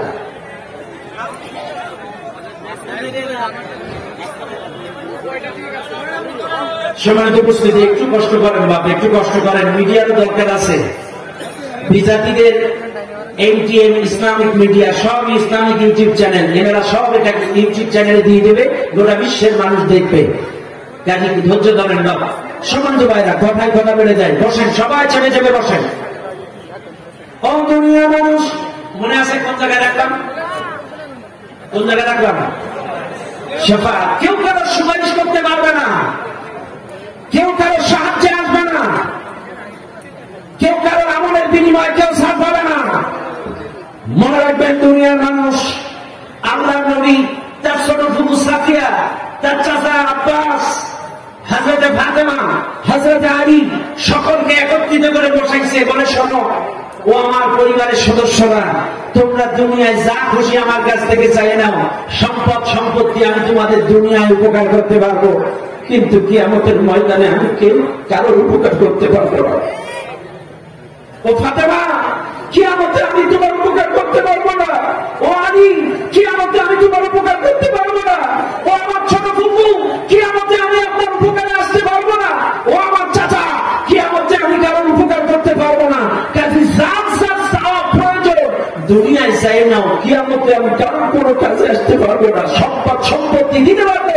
এই জন্য তোমরা যার যার নিজের আমলের ঝুলি বাড়াও। কাজে শোনেন, কারোর আমলের বিনিময়ে কেউ ছাড় পায় না।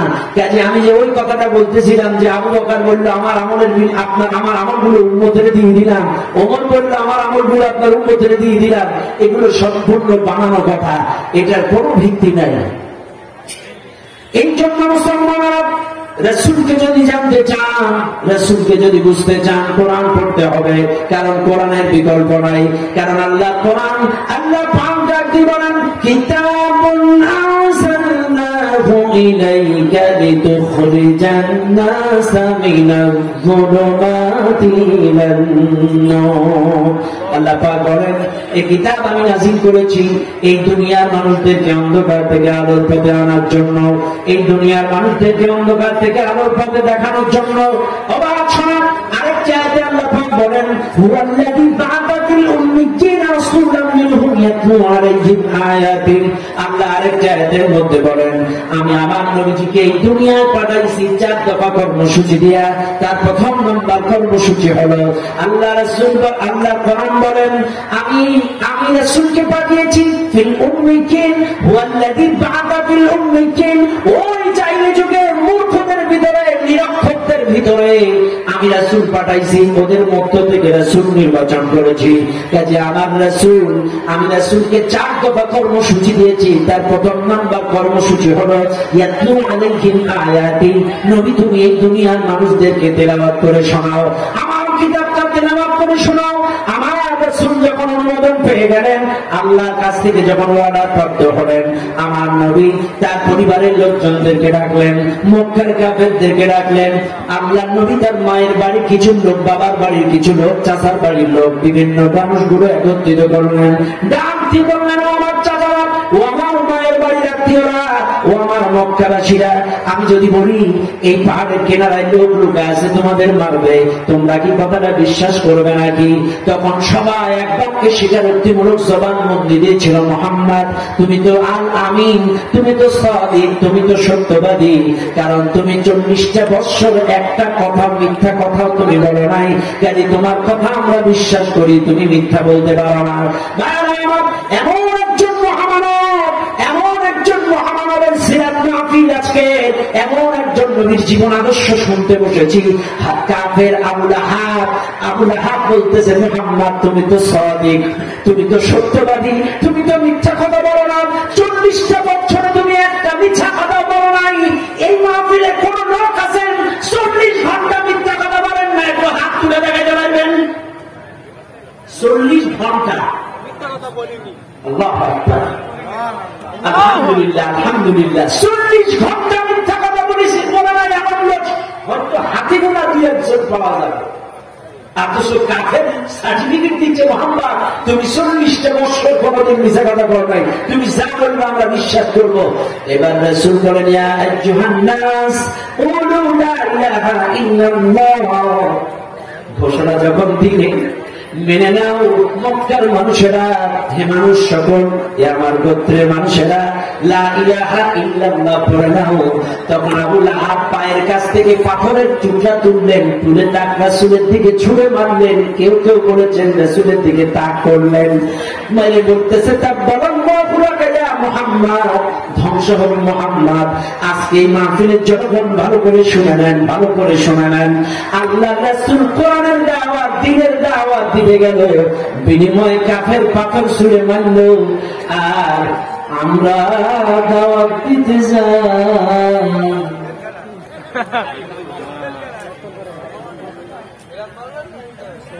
কথা না গান, মসজিদের ইমাম কেশিয়ারের ছেলে 10 লাখ টাকা যৌতুক নিছে, এজন্য হুজুর আর যৌতুকের ওয়াজ করে না।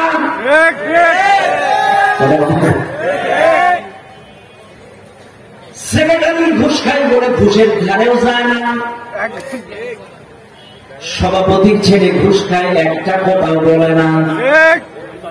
মসজিদ কমিটির লোক জেনা বেবিচারে লিপ্ত, একবারও জেনানি কোন ওয়াজ, তাহলে তাও মিলাই কথা ভাবনা কেন? অথচ রাসূল যখন তাদের কাছে দাওয়াত দিলেন, তখন পাথর ছুঁড়ে মারলেন। ও দুনিয়ার মানুষ, এবার আসেন সেই সময়কার ভাষা, ওই এলাকার মানুষের ভাষা ছিল আরবি। আমার নবী যে কোরআন তেলাওয়াত করলেন, কোরআনের ভাষাও আরবি, এজন্য তাদের ভাষা আরবি, কোরআনের ভাষাও আরবি। তারা বুঝে ফেললো, বিনিময়ে রাসূলকে পাথর ছুঁড়ে মারলো। কিন্তু আজকের বাংলাদেশের মানুষ আরবি ভাষা বুঝে না, এই জন্য বাংলাদেশের মুসল্লিও খুব বেশি খেবে না। কথা বল না কেন? এটা ছোট্ট উদাহরণ দিলে বুঝতে, মনে করেন এই যে আমাদের হুজুর ইসাকারী জিহাদ জামাত সম্মানিত শিক্ষক, হুজুর কদমতলায় গেছে, গোশের দোকান করলাম না, এলাকার লোক তো দেখে আমার আবার গোশ কিনা বন্ধ হয়ে যাবে, নির্দিষ্ট কোনো নাম বললাম না, দোকানে গেছে যে হুজুর মানুষ থানাকাটা মসজিদের, কেন্দ্রীয় মসজিদের সম্মানিত খতিব, আবার ওদিকে শিয়ালডাঙ্গা মাদ্রাসার সহস্রতার হুজুর গেছে। হুজুর 1 কেজি গোশ নেবে 550 টাকা কেজি, হুজুরের 1150 গ্রাম টান মেরে দিস, 1150 গ্রাম 1 কেজি গোশ। হুজুর খুব খুশি। কিছু দূর যায়, আধা কিলোমিটার যাই, হুজুর চিন্তা করছে 550 টাকা কেজি, 150 গ্রাম বেশি। হুজুর অন্য জায়গায় ওনার শিওর হওয়ার জন্য অন্য এক গাড়ি ফাটলায় ওজন দিয়ে থাকে সর্বনাশ 850 গ্রাম। 850 গ্রাম মানে কত গ্রাম নেই? 300 গ্রাম দিয়ে টান দিছিল কত টাকা? মোট 300 গ্রাম নাই। এখন হুজুর তো সাদা মাটা মানুষ, এখন তো হুজুরদের এমনিতেই দোষ, হুজুর তো আর ডাইরেক্ট অ্যাকশন নিতে পারছে না, আবার ওদের হাতে থাকে কুপা। হুজুর হুজুর কায়দায়, ইসলামিক কায়দায় গোশের দোকানের পাশে একটা চেয়ার নিয়ে বসে গেছে। وأقيموا الوزن بالقسط ولا تخسروا الميزان وأقيموا الوزن بالقسط ولا تخسروا الميزان وأقيموا الوزن بالقسط ولا تخسروا الميزان। একটানা যতক্ষণ গোশ বিক্রি হতে বাকি ছিল একটানা আয়াত তেলাওয়াত করছে হাত দিয়ে। গোশালা চিন্তা করছে, হুজুর আপনি সারাদিন আর দোকানে কোরআন তেলাওয়াত করছেন, এই জন্য আর গোশ তাড়াতাড়ি বিক্রি হচ্ছে। হুজুর আপনি 20টা টাকা নেন, সারাদিন গরমে কোরআন পড়ার কারণে আপনার শরীর হিট হয়ে গিয়েছে, আপনি একটু ইসুকুলের ভুসি আর মিষ্টি কিনে খাবেন।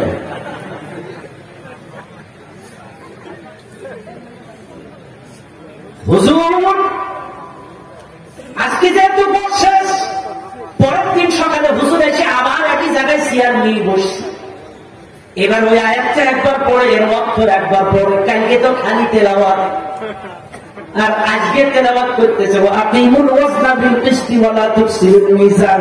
ওজনে কম দিও না, মানুষে ঠকায়ও না, ওজনে কম দিও না, মানুষে ঠকায়ও না। এই কথা যদি হুজুর গোশের দোকানের পাশে দাঁড়ায় বারবার বলে, এবার বলেন দিন এইবার লোকটা বাটকারে ওষুধ করছে,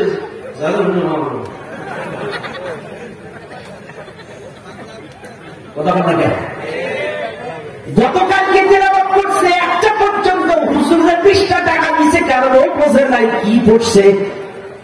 আজকে তেলাওয়াত করছে, হুজুরের বাটকারা দিলে মাঝে গেছে, কারণ যদি গোশের দোকানে যারা এই নসিহত করে ওজনে কম দিও না, মানুষের ঠকায়ও না, এই কথা যদি গোশের দোকানের দ্বারে বলে, কোন দোকানদার যত বড় পীর হোক না কেন দোকানদার ওকে খাড়াইতে দেবে নাকি? খাড়াইতে দিবে না। এই বাটকারা ছুড়ে মারছে। আজকের বাংলাদেশের অবস্থাও তাই। আপনি মাগরিবের নামাজ পড়েন তেলাওয়াত কোরআন দিয়ে, 1 পৃষ্ঠা তেলাওয়াত হয় মাগরিবের নামাজে, কোনো আপত্তি নাই। ঈশার নামাজে 1 পৃষ্ঠা তেলাওয়াত হয়, কোনো আপত্তি নাই। ফজরের নামাজে 1 পৃষ্ঠা তেলাওয়াত হয়, কোনো আপত্তি নাই। কিন্তু আসর বাদ যদি 10 জন মুসল্লিদেরকে নিয়ে যদি কোরআন নিয়ে একটু কোরআনের দাস দেয়, বলে ওই মসজিদে নাশকতা গুটি পরিমাণে চলতেছে।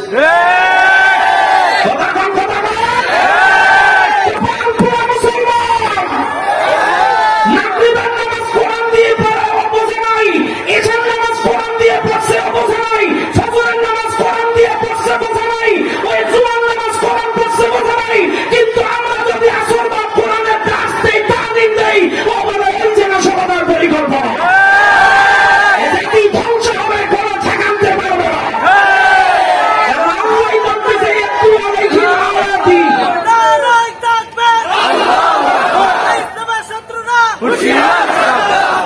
কথা বলেন ঠিক না? আমরাই বলতেছে রাসূলকে 4 দফা কর্মসূচি দিয়ে পাঠাইছি। এ ভাই, রাসূলের দাড়ি রাখবেন, রাসূলের জুব্বা পরবেন, রাসূলের টুপি পরবেন, রাসূলের মেসাক মানবেন, রাসূলের পাগড়ি মানবেন, অথচ আল্লাহ যে রাসূলকে দায়িত্বটা দিলেন কোরআন তিলাওয়াত করে শোনাও, এটা আপনি শোনাবেন না, শুনবেন না। ওরে রাসূলের আসে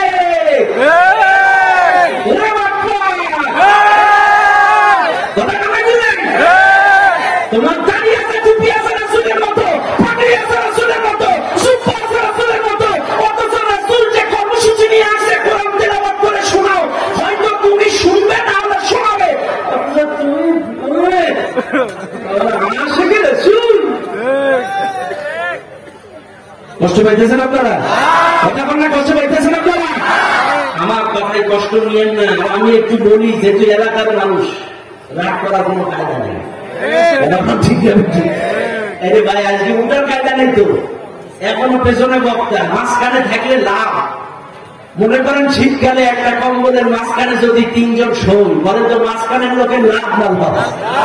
আসতে কর না, আমি মাঝখানে বসছি, আজকে যাওয়ার কায়দা নেই, এদিকে টানো টানো, ওদিকে টানো টানো, নাই তো মাঝখানে। এখনো তাবারও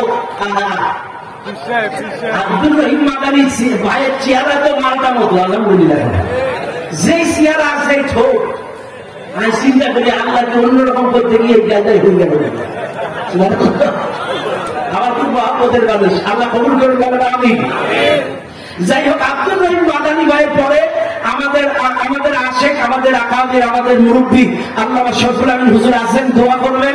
এবং আপনাদের জন্য আয়োজক কমিটি, মাহফিল কমিটির পক্ষ থেকে 40টা খিচুড়ির আয়োজন। সুবহানাল্লাহ।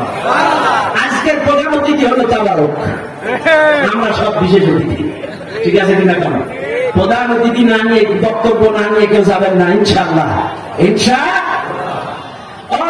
মানুষ কথায় কথা বেড়ে যায়, তাই মনে রাখবেন, আমাদের ভুল বুঝবেন না। আম্মা যারা ঈশা বললেন রাসূলের চরিত্রটাই কোরআন, রাসূল জীবন্ত কোরআন। আল্লাহ বললেন রাসূলকে দুনিয়ার 4 দফা কর্মসূচি দিয়ে পাঠালাম। প্রথম নাম্বার কর্মসূচি হলো ইয়াতলু আলাইহিম আয়াতি, এই কোরআনটা তেলাওয়াত করে এই দুনিয়ার মানুষদেরকে শোনাবে, এই দুনিয়ার মানুষদেরকে কোরআন শোনাবে। অথচ আজকের বাংলার মানুষ রাসূল তো নাই, রাসূল দুনিয়ায় নাই। তাহলে এই দায়িত্ব ওয়ারাসাতুল আম্বিয়া যারা আলেম ওলামা যারা কোরআন বুঝে যারা, এরাই জাতির মানুষদেরকে, বাংলা ভাষাভাষী মানুষদেরকে ব্যাখ্যা বিশ্লেষণ করে শোনাবে, তাদেরকে তালিম দিবে, ব্যাখ্যা করবে। অথচ আমরা রাসূলের সব ভালো করে অনুকরণ করি, কিন্তু রাসূলের এই তেলাওয়াতটা শুনি না, শোনায়ও না। এই জন্য আজকে আমাদের সমাজ পরিবর্তন হচ্ছে না। কারণ সমাজ পরিবর্তন হতে গেলে কোরআন সুন্নাহ অনুযায়ী রাসূলের জীবন আদর্শ, ব্যক্তি জীবন, সমাজ জীবন, রাষ্ট্রীয় জীবনে যদি বাস্তবায়ন করতে পারি, তাহলে এই সমাজ পরিবর্তন হবে। সম্মানিত ভাইরা আমার, বাবাজিরা আমার, এবার আসুন রাসূলুল্লাহ সাল্লাল্লাহু আলাইহি ওয়াসাল্লামের উত্তম আদর্শ নিয়ে কিছু কথা আপনাদের সামনে বলি ভাইরা আমার। কারণ আজকে আল্লাহ পাক বললেন রাসূলুল্লাহর মধ্যেই রয়েছে তোমাদের জন্য উত্তম আদর্শ। আমি কিন্তু আগেই বলেছি কাদের জন্য? যাদের মৌলিক দুটো মূলনীতি ঠিক থাকবে, আল্লাহ আখিরাতের প্রতি বিশ্বাস করবে এবং বেশি পরিমাণ, অধিক পরিমাণ আল্লাহকে স্মরণ করবে। এই মৌলিক মূলনীতি যাদের ঠিক থাকবে, তাদের জন্যই রয়েছে রাসূলের মধ্যে উত্তম আদর্শ। রাসূল এমন আদর্শ ছিলেন, এমন কিছু নাই যে রাসূল শিক্ষা দেন নাই। নামাজ কিভাবে পড়বেন রাসূল শিক্ষা দিলেন, রাসূলের জীবন থেকে সেটা প্রমাণ পাওয়া যায়। আপনি যাকাত কিভাবে দিবেন রাসূলের জীবন থেকে পাওয়া যায়। আপনি কেমনে রোজা রাখবেন রাসূলুল্লাহর জীবন থেকে তা পাওয়া যায়। আর আমি আমার আলোচনার মধ্যে মাঝে মাঝে বলি, আজকে আমার নানারা সব ট্রাকের মালিক। সুবহানাল্লাহ, আলহামদুলিল্লাহ। আজকের এই খানাগাদার মানুষ, অনেক সম্পদ সম্পত্তি আল্লাহ তাদেরকে দিয়েছেন। কারণ বসিয়াতে আল্লাহ রহমতুল্লাহি আলাইহি তাদের খাস দোয়া করেছিলেন তাদের জন্য। আর তারা ধর্মভিত্তিক এই এলাকার মানুষ আসছিল যখন অনেক গরিব, কিন্তু এখন অত্র এলাকার মানুষ সব ট্রাকের ম্যাক্সিমাম অনেকগুলো ট্রাকের মালিক। সুবহানাল্লাহ। এখন এই ট্রাক, মনে করেন আমার এই যেখানে একজন আমাদের সভাপতি নানা, এনাদের অনেক ট্রাক, একটা ট্রাক, 1 ট্রাক মাছ যে চালাইতে জানে না। এখন আমার হুজুরি সাকারি হুজুরিনি চালাইতে জানে না। 1 ট্রাক মাছ, বাগদা মাছ, এই স্টিয়ারিং এর চাবি দিয়ে দিল, গাড়ির চাবি দিল হুজুরের কাছে যে হুজুর আপনি 1 ট্রাক মাছ নিয়ে কালকে সকালের বাজার ধরবেন, সেটা দামে। বলেন তো 6টার আগে বাজার ধরতে পারবে না হুজুর? পারবে? পারবে? কেন পারবে না? কদমতলা ব্রিজ পাওয়া যাবে না, ব্রিজ পর্যন্ত যাওয়া লাগবে না। কারণ অভ্যাস যদি না থাকে, ট্রেনিং যদি না থাকে, তাহলে ওই গাড়ি যেমন গন্তব্যে যায় না, চিৎ পাঠান, এটাও বাস্তব। রাসূলুল্লাহ সাল্লাল্লাহু আলাইহি ওয়াসাল্লামের জীবন আদর্শ থেকে আপনার আমার সকল ইবাদতের ক্ষেত্রে বাস্তব ট্রেনিং যদি রাসূলুল্লাহর তরিকা থেকে না নেওয়া হয়, তাহলে আপনার আমার কোন ইবাদত আল্লাহর কাছে পৌঁছাবে না।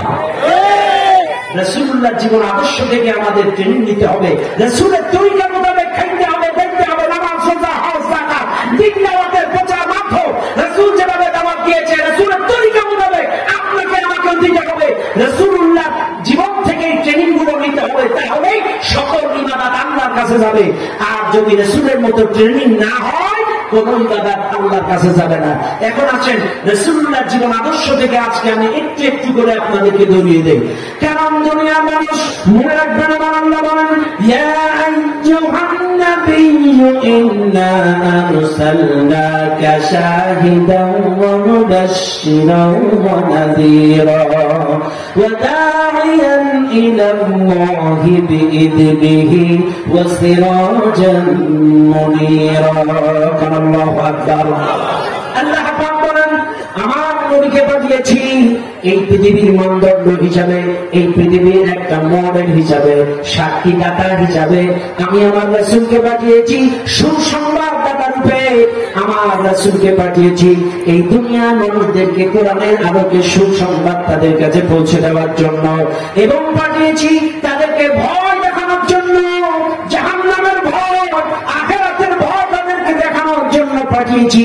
শুধু তাই নয়, ওয়াদাইয়ান ইলাল্লাহি বিইذনিহি ওয়া সিরাজাম মুনীরা, এবং রাসূলকে আমার নির্দেশ ক্রমে আমার দিকে ডাকার জন্য এই দুনিয়ার অন্ধকার জগতের আধার রাতের অন্ধকারের মশাল হিসাবে, প্রদীপ হিসাবে পাঠিয়েছি। বলেন সুবহানাল্লাহ। কথাটা কার? শুধু তা নয়, আল্লাহ আরেক জায়গায় বলেন ওয়ামা আরসালনাকা ইল্লা রাহমাতাল লিল আলামিন। আল্লাহ পাক বলেন আমি রাসূলকে গোটা বিশ্বের মানুষের জন্য, গোটা বিশ্ববাসীর জন্য রহমত স্বরূপ পাঠাইছি। ও দুনিয়ার মানুষ, ভালো করে লক্ষ্য করবেন, এই দুনিয়ায় যা কিছু চোখে দেখা যায় সব কিছুই কিন্তু আল্লাহর রহমতে। এই জমিন সৃষ্টি হয়েছে আল্লাহর রহমতে, আসমান বিনা খুঁটিতে দাঁড়িয়ে আছে আল্লাহর রহমতে, আমার ভাইরা গাছপালা গুলো আল্লাহর রহমতে, চন্দ্র সূর্য দাঁড়িয়ে আছে ডিউটি পালন করছে আল্লাহর রহমতে। আপনি যে অক্সিজেন গুলো খান, অক্সিজেন গুলো আল্লাহর রহমত, অনুগ্রহ দয়া। কারণ মনে রাখবেন, এক ঘন্টা অক্সিজেনের মূল্য 200 টাকা।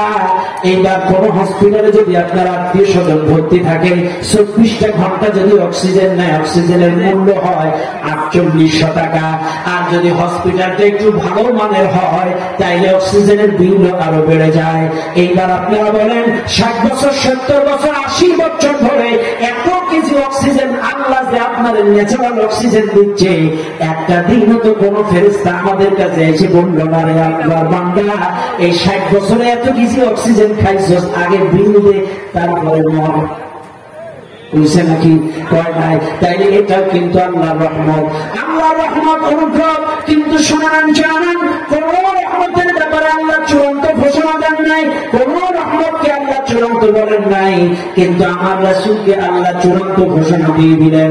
চূড়ান্ত ঘোষণা দেওয়ার কারণ হলো, শোনে না দুনিয়ার মানুষ, আমার রাসূল তোমাদের জন্য চূড়ান্ত রহমত। কাজে রাসূল ছিল নারীদের জন্য রহমত, রাসূল ছিল কন্যা শিশুদের জন্য রহমত, রাসূল ছিল দাসীদের জন্য রহমত, রাসূল ছিল বড় লোকদের জন্য রহমত, রাসূল ছিল গরিবদের জন্য রহমত, রাসূল ছিল প্রতিবেশীদের জন্য রহমত, রাসূল ছিল জিনদের জন্য রহমত, রাসূল ছিল পশু পাখিদের জন্য রহমত, রাসূল গোটা বিশ্বের মানুষের জন্য, গোটা বিশ্বের জন্য রহমত। কাজে মনে রাখবেন মুসলমানেরা, রাসূলুল্লাহ সেই জীবন আদর্শ আজকে আমি আপনাদের সামনে একটু একটু করে তুলে ধরতে চাই। আমি একটু একটু করে স্টেপ বাই স্টেপ আপনাদেরকে শোনাতে চাই আল্লাহর নবীর আদর্শ কেমন ছিল। রাসূল এই দুনিয়ার প্রতিবন্ধী যারা, অবহেলিত যারা, পাও নাই যাদের, হাত নাই যাদের, খোড়া যারা, নেংড়া যারা, চোখ নাই কানা যারা, কানে শোনে না, শ্রবণ প্রতিবন্ধী যারা, এই প্রতিবন্ধী যারা, এদের সঙ্গে রাসূলের আচরণটা কেমন ছিল, রাসূলের আদর্শটা কেমন, একটু ফলো করেন দুনিয়ার মানুষ। আল্লাহর নবী কেমন আচরণ করেছেন। এই দুনিয়ায় কোনো মানুষের যদি একটা পাও না থাকে, আমরা তাকে খোড়া বলে ডাক দেই, খোড়া বলে গালি দেই, ওকে কটাক্ষ করি। আমাদের সমাজে যদি কারো চোখ না থাকে, তাকে কানা বলে ডাক দেই, বিভিন্ন ভাবে কানা, কুজু, কালা বলে ডাক দেই। কিন্তু বিশ্বাস করেন না, কোন মানুষকে খোড়া বলে গালি দিও না, কোন মানুষকে কানা বলে ডাক দিও না। কারণ লোকটাকে আল্লাহ খোড়া করেছে, সে করবে কি? কারণ শোনান, যাকে আল্লাহ খোড়া বানাইছে তার জন্য গালি। আপনার একটা পাও নাই, নিজের তকদিরকে গালি দিয়েন না, নিজের ভাগ্যকে গালি দিয়েন না। আপনি তকদিরের পরে বিশ্বাস করে যদি একটা পাও নাই, যদি ধৈর্য ধরে থাকতে পারেন, আল্লাহ আপনার ওই একটা পাও না থাকার বিনিময়ে, এর বিনিময়ে জান্নাত দিয়ে দেবেন। বলেন সুবহানাল্লাহ। আপনার চোখ নাই, তকদিরকে গালি দিয়েন না, ভাগ্যকে গালি দিয়েন না, আল্লাহর উপরে ধৈর্য ধরে টিকে থাকেন। আল্লাহ আপনাকে আপনাকে এই চোখ না থাকার কারণে আপনাকে জান্নাত দিয়ে দিতে পারেন। ও মুসলমানেরা, আর এই এলাকার মানুষ যারা সুস্থ সবল মানুষ আছেন তাদের উদ্দেশ্যে বলি, কোন খোড়ার সঙ্গে বিয়াদবি করো না, কোন প্রতিবন্ধী মানুষের সঙ্গে বিয়াদবি করো না। কারণ রাসূলের আদর্শ তাদের সঙ্গে কি আচরণ করেছেন একটু লক্ষ্য করেন। মুসলমানেরা, প্রতিবন্ধীদেরকে কষ্ট দিও না, গালি দিও না, কটাক্ষ করো না। সুনান নাসাই শরীফের হাদিস আনাস ইবনে মালিক রাদিয়াল্লাহু তাআলা আনহু থেকে বর্ণিত, হযরতে আব্দুল্লাহ ইবনে মাসউদ রাদিয়াল্লাহু তাআলা, ভালো করে মনে রাখবেন, হযরতে আব্দুল্লাহ ইবনে মাসউদ রাদিয়াল্লাহু তাআলা একবার তিনি একটা কাঁটাওয়ালা বৃক্ষ থেকে মেসওয়াক পড়তে গেলেন। ভালো করে মনে রাখবেন, হযরতে আব্দুল্লাহ ইবনে মাসউদ একটা কাঁটাওয়ালা বৃক্ষ থেকে মেসওয়াক পড়তে গেলেন। এই মেসওয়াক পড়ার সময় বাতাস তাকে ধাক্কা দিয়ে ঠেলে ফেলে দিচ্ছিল, বাতাস তাকে ধাক্কা দিয়ে ফেলে দিচ্ছিল। উপস্থিত লোকজন যারা ছিল, রাসূলও কিন্তু ওই জায়গায় উপস্থিত কিছু সাহাবারাও, উপস্থিত কিছু লোকজন, সকল সাহাবারা এই আব্দুল্লাহ ইবনে মাসউদকে যখন বাতাস ধাক্কা দিয়ে ফেলে দিচ্ছে, উপস্থিত লোকজন হেসে ফেলেছে। আল্লাহর নবী ডাক দিয়ে বললেন, মিম্মা তাদহাকুন, কি ব্যাপার, তোমরা হাসছো কেন, তোমরা হাসছো কেন? এবার তারা ডাক দিয়ে বলেন, ইয়া রাসূলুল্লাহ, আব্দুল্লাহ ইবনে মাসউদের জান দুটো এত চিকন, জান দুটো এত চিকন, অর্থাৎ আব্দুল্লাহ ইবনে মাসউদের হাঁটু থেকে পায়ের গোড়ালি পর্যন্ত দেহ সারা সাইজে একটু চিকন ছিল, চিকন। ভালো করে মনে রাখবেন, আব্দুল্লাহ ইবনে মাসউদ রাদিয়াল্লাহু তাআলা আনহু পায়ের হাঁটু থেকে গোড়ালি পর্যন্ত সাইজে একটু চিকন ছিল, একটু বেশি মাত্রায় দেহ সারা পাও দুটো চিকন থাকার কারণে মেসওয়াক করার সময় বাতাসে তাকে ধাক্কা দিয়ে ফেলে দিচ্ছে। এই দৃশ্য দেখে হেসে ফেলেছি। উপস্থিত লোকজন বলে, ইয়া রাসূলুল্লাহ, বাতাস ইবনে মাসউদকে ধাক্কা দিয়ে ফেলে দিচ্ছে, এই কারণে আমরা হেসে ফেলেছি। হুজুর বলতে, তোমরা হেসো না, ওয়াল্লাযী নাফসি বিয়াদিহি লাহুমা আফকালু ফিল মিজানি মিন উহুদ, ওই শব্দের কসম, যে শব্দের হাতে আমার প্রাণ, মিজানের পাল্লায় এই ইবনে মাসউদের পা দুটো উহুদ পাহাড়ের চাইতে ভারী হবে। আল্লাহু আকবার। ইবনে মাসউদের পা দুটো চিকন দেখে হাসো না, লাহুমা আফকালু ফিল মিজানি মিন উহুদ, মাসউদের জান দুটো কিয়ামতের ময়দানে উহুদ পাহাড়ের চাইতে ভারী হবে। কাজী মনে রাখবেন, এই দুনিয়ার মানুষ কে কালো কে ধরা এটা শ্রেষ্ঠত্বের মানদণ্ড নয়। কার সাইজ 6 ফুট 7 ফুট আর কে মাত্র 5 ফুট, এটা শ্রেষ্ঠত্বের মানদণ্ড নয়। কে গায়ে চিকন কে গায়ে মোটা, এটা শ্রেষ্ঠত্বের মানদণ্ড নয়। শ্রেষ্ঠত্বের মানদণ্ড হলো নেক আমল। শ্রেষ্ঠত্বের মানদণ্ড কি? নেক আমল। কে ঘোড়া কে কানা কে বুঝু, কে কালো কে ধরা কে ফর্সা কে লম্বা কে খাটো, এটা আল্লাহ কিয়ামতে দেখবে না। আল্লাহ দেখবে আপনার আমল। আমল আমল আমল যদি ভালো হয়, আপনি শ্রেষ্ঠ মানুষ, সর্বশ্রেষ্ঠ সৃষ্টি। আমল যদি খারাপ হয়, আপনি সর্বনিকৃষ্ট মানুষ। কতক্ষণ ঠিক না বেটি? এই জন্য ভাইরা আমার, আল্লাহ রাসূল শিক্ষা দিলেন, প্রতিবন্ধীদেরকে দেখে হেসো না, প্রতিবন্ধীদেরকে দেখে কটাক্ষ করো না, ব্যঙ্গ করো না। আল্লাহ রাসূল আরেক হাদিসের মধ্যে বলেন, ও দুনিয়ার মানুষ, তোমরা শুনে নাও, জেনে নাও, প্রতিবন্ধীরা হলো এই এলাকার রহমত, প্রতিবন্ধীরা হলো এলাকার রহমতের দরজা। আল্লাহ নবীর হাদিস, হাত্তু সালুনা ওয়া তুরযাকুনা ইল্লা বিদুআফাইকুম, রাসূল ডাক দিয়ে বলেন, তোমাদের মধ্যে দুর্বল যারা, প্রতিবন্ধী যারা, দুর্বল যারা, এদের কারণে তোমাদেরকে সাহায্য করা হয়, রিজিক দেওয়া হয়, এদের কারণে তোমাদের এলাকায় সাহায্য আসে। এই সকল প্রতিবন্ধী অসহায় দুর্বল মানুষদের কারণে তোমাদের এলাকায় রহমত করা হয়। কাজে মনে রাখবেন, আজকে থানা কাটা বানান খোলা ব্যবসা, কোন এলাকায় যদি খোলা কানা খুঁজে থাকে, এদেরকে হেও কটাক্ষ করবেন না, এদেরকে অসম্মান করবেন না। ওদের কারণে ওই এলাকায় রহমত আসে। ওই সকল প্রতিবন্ধী দুর্বল মানুষেরাই হলো এলাকার রহমতের দরজা। কাজে শোনা নেন, আপনারা গরিব দুঃখী অসহায় মসজিদ মাদ্রাসায় বেশি বেশি দিবেন। তবে বেশি করে অনুরোধ করবো আমি, বিশেষ করে প্রতিবন্ধী মানুষ দেখলে, হাত নাও, পা নাই, চোখ নাই, কান নাই, এরকম প্রতিবন্ধী মানুষ দেখলে দয়া করে 2 টাকা বেশি দিবেন। কারণ ওটাই হলো রহমতের দরজা। ওরা রহমতের দরজা। এজন্য প্রতিবন্ধীদেরকে বেশি বেশি সহযোগিতা করবেন ইনশাআল্লাহ। দুনিয়ার মানুষ এবার আছেন রাসূলুল্লাহ সাল্লাল্লাহু আলাইহি ওয়াসাল্লামের আদর্শ আরো কেমন ছিল একটু লক্ষ্য করেন। তার প্রতিবন্ধীদের সঙ্গে নবীজি কেমন আচরণ ছিল আমি আপনাদেরকে বললাম। এইবার আছেন রাসূলুল্লাহ সাল্লাল্লাহু আলাইহি ওয়াসাল্লাম মেহমানদের সঙ্গে কেমন আচরণ করেছেন, মেজবানদের সঙ্গে কেমন আচরণ করেছেন। রাসূল কেমন আদর্শ ছিল মেহমান হিসাবে, রাসূল মেজবান হিসাবে কেমন আদর্শ মডেল ছিল। শুনুন আজকের মাহফিলের জনগণ, রাসূল কেমন আদর্শ কেমন মডেল ছিলেন। আমার নবী আল্লাহ রাসূলের বাড়ি যদি কেমন মেহমান আসতো রাসূল অসন্তুষ্ট হতেন না। আল্লাহ নবী সন্তুষ্ট হয়ে যেতেন, শুকরিয়া আদায় করতেন। মেহমান দেখলে আহলান সাহলান মারহাবান বলে তাকে গ্রহণ করতেন, তার বাড়িতে বসতে দিতেন, যা থাকতো তাই দিয়ে মেহমানদারি করাতেন। আল্লাহ নবী কখনো কখনো মেহমান হয়েছেন, আবার বিনা দাওয়াতেও খাইছেন। দাওয়াতেও কারোর বাড়ি গেছেন, বিনা দাওয়াতেও রাসূল দাওয়াত খাইতে গেছেন। আজকে এই এলাকায় মাহফিল আসলে এলাকার মানুষের মাথায় হাত বুঝলেন না। এই যে আমাদের একটা জামাই আছে, মনি জামাই, বিশিষ্ট মৎস্য ব্যবসায়ী, এই যে কাটিয়ায় বাড়ি মনিরুল ইসলাম। আমার শালা এই মাহফিলে সর্বপ্রথম একটা পোস্ট করছিল ফেসবুকে। এখন মনি জামাই পোস্টে লিখে দিয়েছে কমেন্টসে যে 10 কেজি গোশ কিনে বাড়ি পাঠাই দিল। বুঝলেন, কেন মেহমান যেগুলো আসবে এগুলো কে দিবে? এদের কমিটি খাওয়া হয় না ভাই। এত এলাকায় এমন কোন বাড়ি নেই 100 জন করে লোক নেই, প্রত্যেক বাড়ি। এটা কথার কথা, বিশেষ করে বড় বড় পার্টির বাড়ি বেশি লোক, যেমন এই সাথে দেখছেন বড় বড় পার্টি। কালকেই তো আমাদের অতিথির সাথে প্রায় 100 জন খেয়েছে নানান বাড়ি, অতিথিদের সঙ্গে একসঙ্গে। আর আত্মীয় স্বজন তো বাদই দিলাম। বড় বড় পার্টি যাদের, তাদের বাড়ি তো আনলিমিটেড, আর প্রত্যেকটা বাড়ি 10 জন 20 জন করে মেহমান আসে। এই জন্য ঈদের সময়ও এত খরচ করে নাই। মাহফিল আসলে অত্র এলাকায় যত আত্মীয় স্বজন আসে, এতে কি আপনারা খুশি মনে খাওয়ান তো? ইনশাআল্লাহ শোনেন, মেহমান খাওয়াবেন, বরকত হবে, আল্লাহ রাসূল খুশি হয়ে যেতে। তবে যারা মেহমান তাদের উদ্দেশ্যে হয়তো মাসলা শোনা উচিত। রাসূল বলছেন পাশের জেলার, পাশের শহরের কোন মেহমান যদি তোমার বাড়ি আসে, একদিন মেহমানদারি করা তোমার জন্য ওয়াজিব।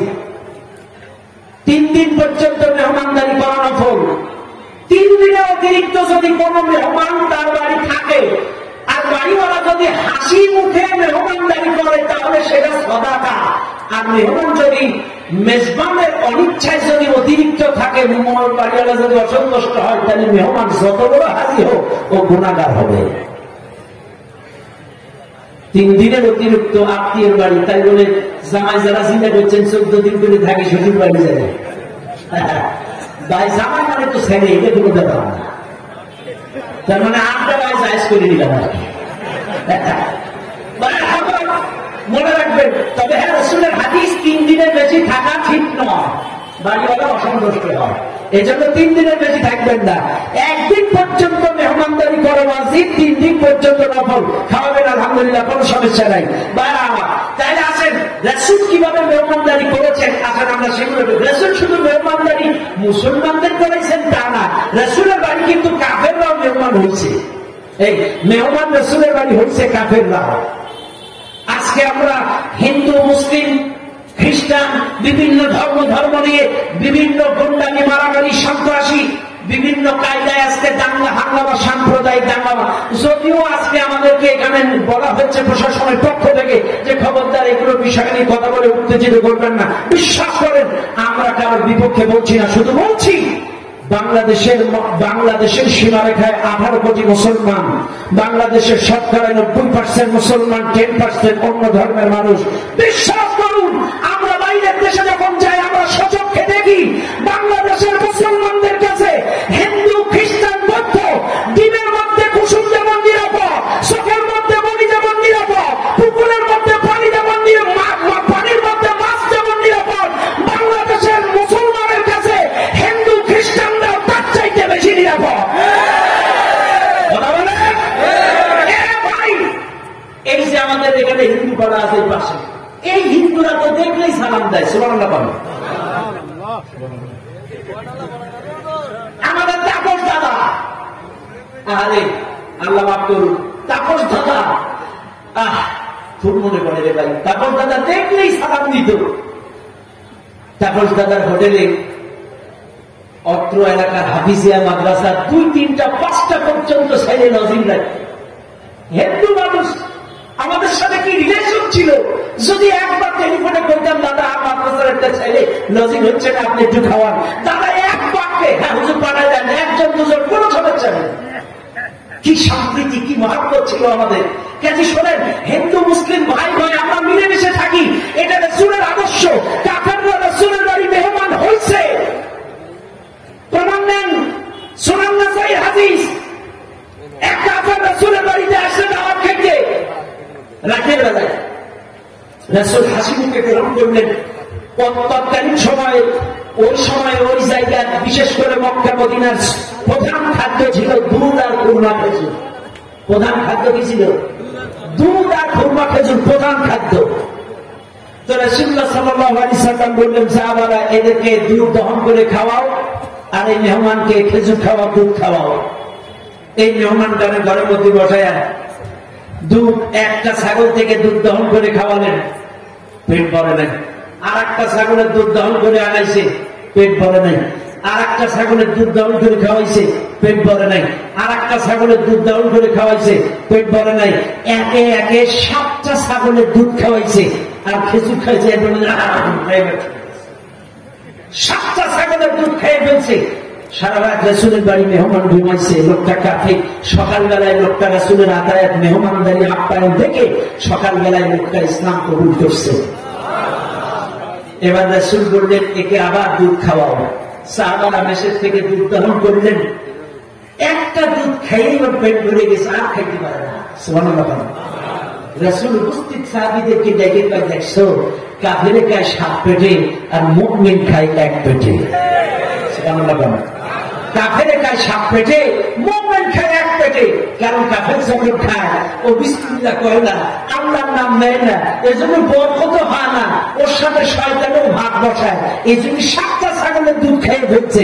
আর সকালবেলায় যখন মুমিন হয়ে গেছে, ইসলাম কবুল করছে, বিসমিল্লাহ বলে শুরু করছে, আল্লাহ বরকত দিছে, শয়তানও দূরে চলে গেছে, ওর সাথে ভাগ বসাইতে পারে না, ওর মধ্যে ওর পেট করে গেছে। আল্লাহু আকবার বলেন। আপনারা বিসমিল্লাহ বলে খান তো ইনশাআল্লাহ। বিসমিল্লাহ বলবেন, লাস্টে কি বলবেন? আলহামদুলিল্লাহ। আলহামদুলিল্লাহ প্রশংসা আদায় করবেন, বরকত বাড়ায় দিবেন কে? ও দুনিয়ার মানুষ, কথায় কথা বেড়ে যায়। কাফের রাসূলের বাড়ি দাওয়াত খাইলো। আবার বুখারীর হাদিস, রাসূলও কাফেরদের বাড়ি দাওয়াত খাইছে, নবীজিও কাফেরদের বাড়ি দাওয়াত খাইছে। রাসূলের উদ্দেশ্য ছিল তাদের সাথে সুসম্পর্ক বজায় রাখার। রাসূলের উদ্দেশ্য ছিল ইসলাম সম্পর্কে ওদের সুধারণা ওদের ভেতরে তৈরি করার, মুসলমানদের সাথে ভ্রাতৃত্ব ঠিক রাখার, ইসলাম সম্পর্কে সুধারণা পোষণ করার জন্য রাসূল তাদের বাড়ি দাওয়াত খাইছে। শুধু দাওয়াত খায় নাই, কাফেররা রাসূলকে দাওয়াত দিয়ে অপমান করার জন্য পচা জবের তেল আর পচা আটা রুটি দিয়া, সাহাবারা বলে আল্লাহর নবী যখন খাইতে গেছে পচা আটা রুটি আর পচা তেল, এত গন্ধ মুখে আনা যায় না। তারপরেও রাসূল কাফেরদের বাড়ি মুখ বুঝে পচা তেল পচা রুটি দিয়া মেহমান খাইলেন। তিনি খাইয়ে আসলেন, একটা শব্দ করেন নাই। অথচ আজকের বাংলাদেশে এমনও মেহমান আছে, গরুর বসের জায়গায় যদি একটু পোল্ট্রি দেয়,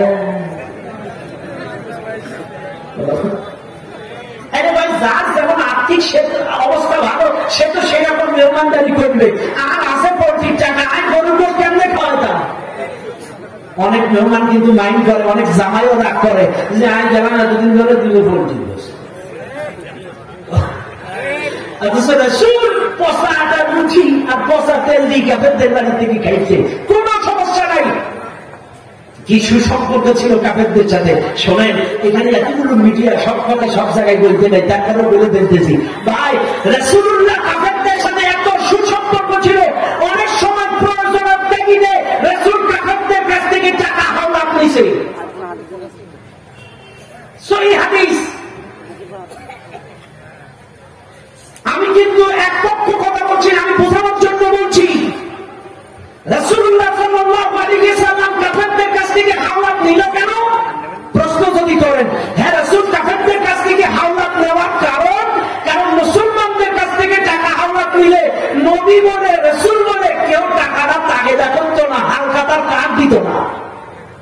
কিন্তু কাফেরদের কাছ থেকে টাকা নিলে ওরা খালি টাকা দাও টাকা দাও টাকা দাও টাকা দাও সমান তাগেদা করতো। এজন্য রাসূলের উদ্দেশ্য ছিল ওদের কাছ থেকে নিলে ওরা ঠিক মতো তাগেদা করবে, যথাসময়ে আমি ঋণ মুক্ত হয়ে যাব, আমার ঋণ থাকবো না। এজন্য রাসূল ওদের কাছ থেকে মাঝে মাঝে নিছে, যথাসময়ে ঋণ মুক্ত হবে। কারণ অনেক মুসলিম ছিল রাসূল তাদের কাছ থেকে টাকা নিলে ওরা চাইতো না, রাসূলের মনে থাকতো না। এই জন্য রাসূল তাদের কাছ থেকে মাঝে মাঝে নিছে। কেন? ওরা ভুলো ভুলো তাগেদা করে। কারণ হিন্দুরা একটু হিসাবই হয় বেশি। আজও পর্যন্ত ভারতে যাবেন বাটি মেপে দরকার দেবে, তাই বলে ভারতের আত্মীয় স্বজন নেই তো ভারতের ওরা খুব হিসাবি। কারণ ওই কালচার সংস্কৃতির সাথে মিশে মিশে একেবারে স্টিলের বাটি দিয়ে, তাই বলে আবার সব জানান না। বসিরহাট ইটেন্ডার মুসলমান সব ঠিক আছে, কিন্তু বাইরের দিকে এখনো বাটি মেপে মেপে কথা বুঝছেন। যাই হোক, আমি ছোট করার জন্য বলি না, মিডিয়ার লোকজন আমার এগুলো কেটে দেবেন।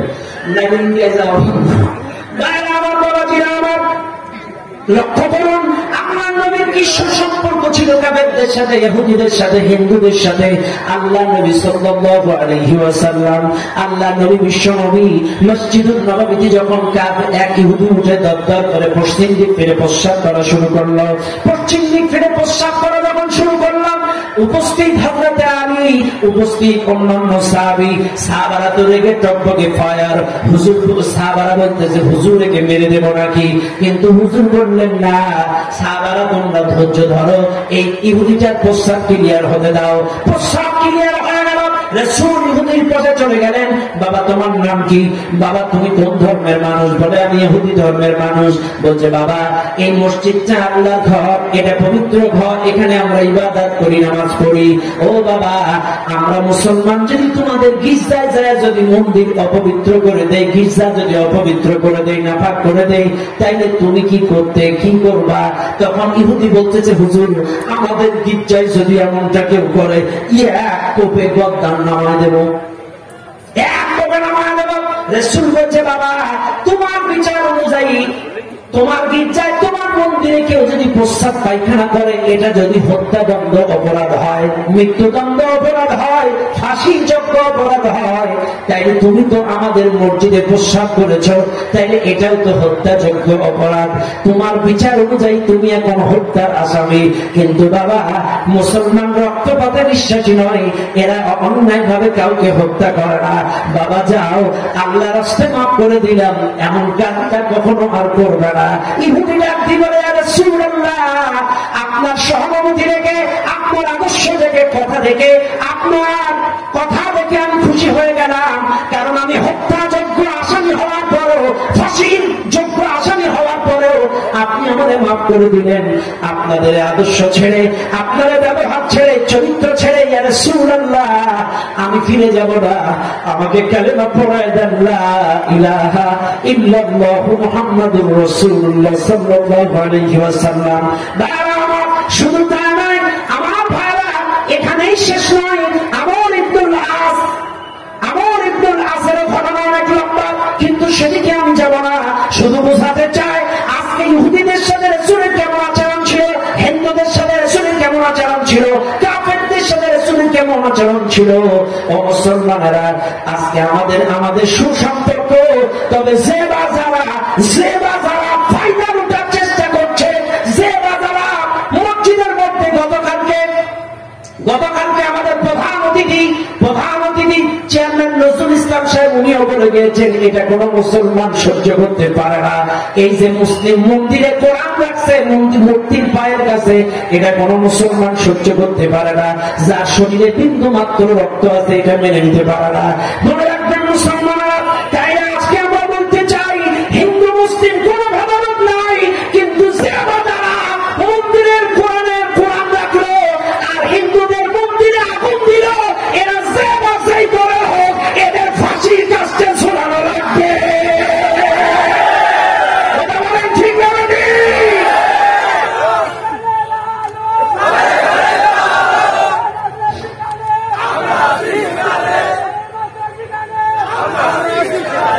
বসেন।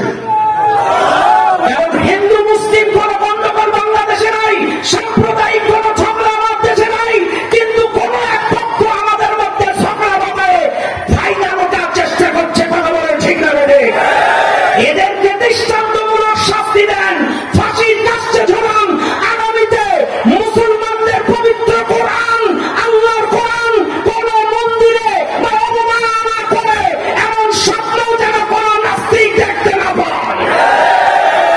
ধর্মের হোক স্বপ্নই যেন কোনোদিন না থাকে। কথা বলেন ঠিক না বেঠিক? আজকে হিন্দুদের মন্দিরে আগুন দিছে, এটা আমরা সহ্য করব না, কারণ এটা কোন মুসলমান মায়ের সন্তান দিতে পারে না, মুসলমান হতে পারে না। কারণ রাসূল ইহুদিদের সাথে কি ব্যবহার করলো, রাসূল কাফেরদের বাড়ি দাওয়াত খাইলো, আর আজকের মুসলমান মন্দিরে আগুন দেবে, এটা বিশ্বাস করা যায় না। কথা বল না কেন? কাজী যে বা যারাই এই সাম্প্রদায়িক দাঙ্গা হাঙ্গামা বাঁধানোর চেষ্টা করছে, এদের জাতির সামনে দৃষ্টান্তমূলক শাস্তি আমরা এই মাহফিলের মাধ্যমে আশা করছি সরকার বাহাদুরের কাছে। কথা বলেন ঠিক না বেঠিক? আমার বাবাজিরা, আমার কথাই কথা বেড়ে যায়। মেহমানদারির কথা বলছিলাম। আল্লাহ নবী বিশ্ব নবী কখনো কখনো দাওয়াত খাইছেন স্ত্রী সহ। তার বাড়িতে যদি কেউ দাওয়াত খাইতে আসতেন, রাসূল বলছেন আমি একা না বাড়িওয়ালা সহ। সুবহানাল্লাহ। ও মুসলমানেরা, একদিন একজন ফার্সি সাহাবী, ইরানি একজন ফার্সি সাহাবী মদিনার বাজারে স্যুপ বিক্রি করে। স্যুপ আপনারা মনে করবেন স্যুপ মনে হয় শুধুমাত্র চায়না বাংলা রেস্টুরেন্টে হয়, শুধুমাত্র মৌ মনে হয়, বড় বড় রেস্টুরেন্টে এখন বিক্রি হয়, কিন্তু না, সেই জামানায় স্যুপ বিক্রি করা হতো। বাইরে আমার বাবাজিরা, আমার এক ইরানি সাহাবী মদিনার বাজারে খুব ভালো স্যুপ বিক্রি করতো। রাসূলুল্লাহ সাল্লাল্লাহু আলাইহি ওয়াসাল্লামকে দাওয়াত দিতে আসলেন রাতের বেলায়। ইয়া রাসূলুল্লাহ, আপনার আমার বাড়ি স্যুপ খাওয়ার দাওয়াত। হুজুর বলছে আয়েশা সহ। বলছেন না। বলছে তাহলে আমিও না। সাহাবী আবার বলছে হুজুর আপনার একা। বলছে হুজুর আপনার দাওয়াত। বলছে আয়েশা সহ। বলে না। বলছে তাহলে আমিও না। এটা তাকবীর দেন।